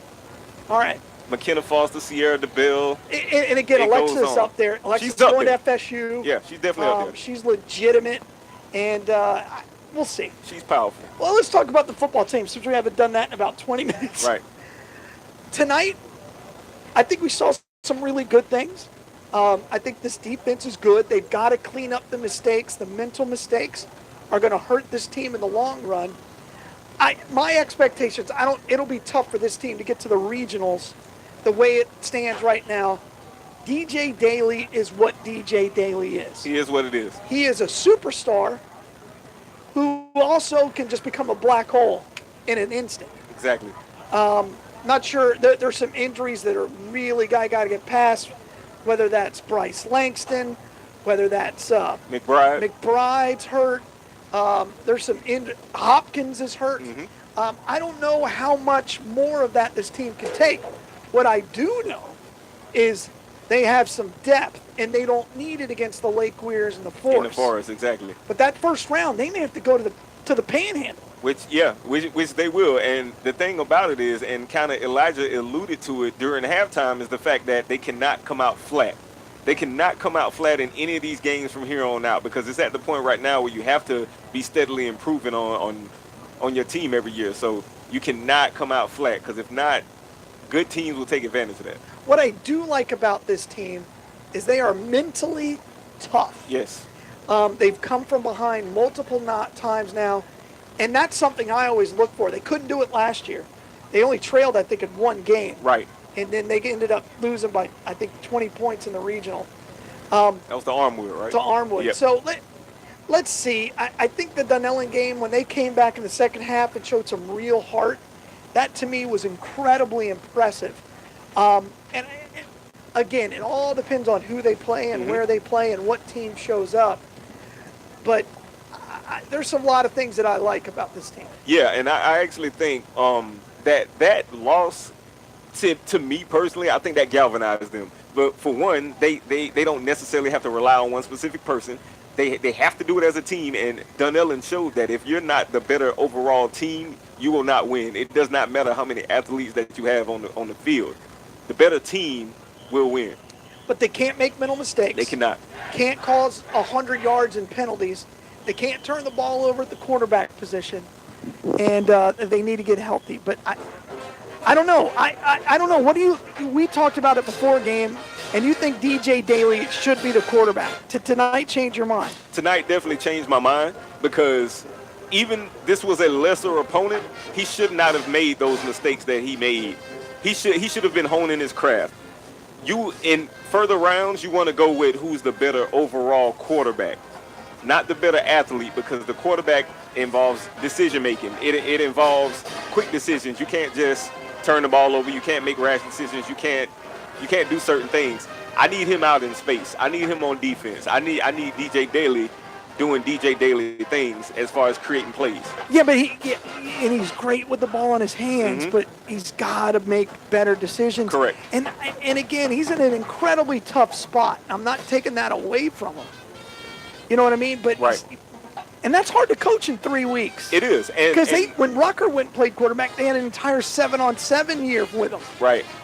And the thing. And Robin Williams was here. Right. And Robin's not here anymore. Exactly. And I personally think that, I don't know, because I'm not on the coaching staff. I don't know what they have going on. But what I personally feel is if they put DJ back there to kind of give them a spark. I kind of feel as if they put him back there to try to, hey, let's just see what happens. Not sure, but it works and it doesn't work. So, but ultimately, like you were saying, the further you go, you got to go with the better quarterback, the better passer. Curry gives you that option. And maybe being on the sidelines can help him read that team. Exactly. And because now that he's had a little taste, because last year he was on the sidelines a lot, he was in mop-up duty, but he didn't get many reps at all. And, you know, a lot of us argued that hurt the team, because in order for them to go deep, I thought Rucker was special. And I thought that offensive line and the running game was good enough to carry him. Right. And they just didn't execute when the times got tough. And he did it out of necessity also. And he decided to step in, but, you know, there was no quarterback there. So Rucker was just like, hey, let me carry you guys. And the wide receiving core was better. Exactly. Because, you know, you had Momo, you had Tony Johnson. Right. You know, you had some dudes. You had Isaac. Dropped a lot of balls, but he made some big-time catches. Big plays. And this team's missing that. Yep. And because when Rucker didn't play wide receiver at all, and maybe that's the difference. Maybe that helps DJ, but when DJ's playing quarterback, it also hurts him on the defensive side because he's your best corner. Right. Hands down, he's the best corner. Makes plays. I think the cornerback at North Marion, Gilmore, is the best cornerback in the county. I like Gilmore. I'd argue that. He's another kid I like a lot. His father, his family, top-notch. If they're going to send 3 kids to Division I schools on athletic scholarships, hats off to y'all. Right. And by the way, the mama's the athlete of that team, of that family. Oh yeah. She was one of the fastest people of all time in Marion County. Oh, nice. So, so we got an update for that North Marion game before we say goodbye. Yeah, I think it may be deadlocked at 20-6, and it looks as if it is a 20-6 final. Dunellen takes it. Dunellen wins. 20-6. 20-6. So that is your outright district champ. And now they're going to be ranked in the top I think they'll be in the top 10. Yeah. And Vanguard, I don't know if it helps them or hurts them. We won't move. I think you'll stay. What is it? I forgot what it is. 22, 21? Oh, in overall? Yeah. Somewhere around that area, about the 24th. And then you got to figure out the district champs always host. Yep. They're going to go higher than you in the ranking, et cetera. So. And they get an automatic bid. But now the stage is set. We're no longer worried about the district title. Right. This is the first time in 11 years? Yeah. Because, that means now they don't get their warm-up gear. Right. So, all right. Well, here we are. The ball game's over. Lake Weir Band is on the field, and they're playing something for us. The fifth quarter. So you're going to join us next week with Bill Cherry. I think I may. I may be there. All right. I like it. So for my man Terrence Lewis, congratulations. Yes, sir. We're excited about basketball season coming up on Monday. Hey, but we will see you as the season goes along in the booth. Yes. I'm Galen Unold, and want to thank my man Dan back in the studio, and for everybody listening, we really want to thank Warehouse Wireless. Go to warehousewireless.com and Wise Guys Pizza, the best pizza in town. Go where the Wise Guys go, Wise Guys Pizza. You've been listening to high school football right here on WOCA, The Source.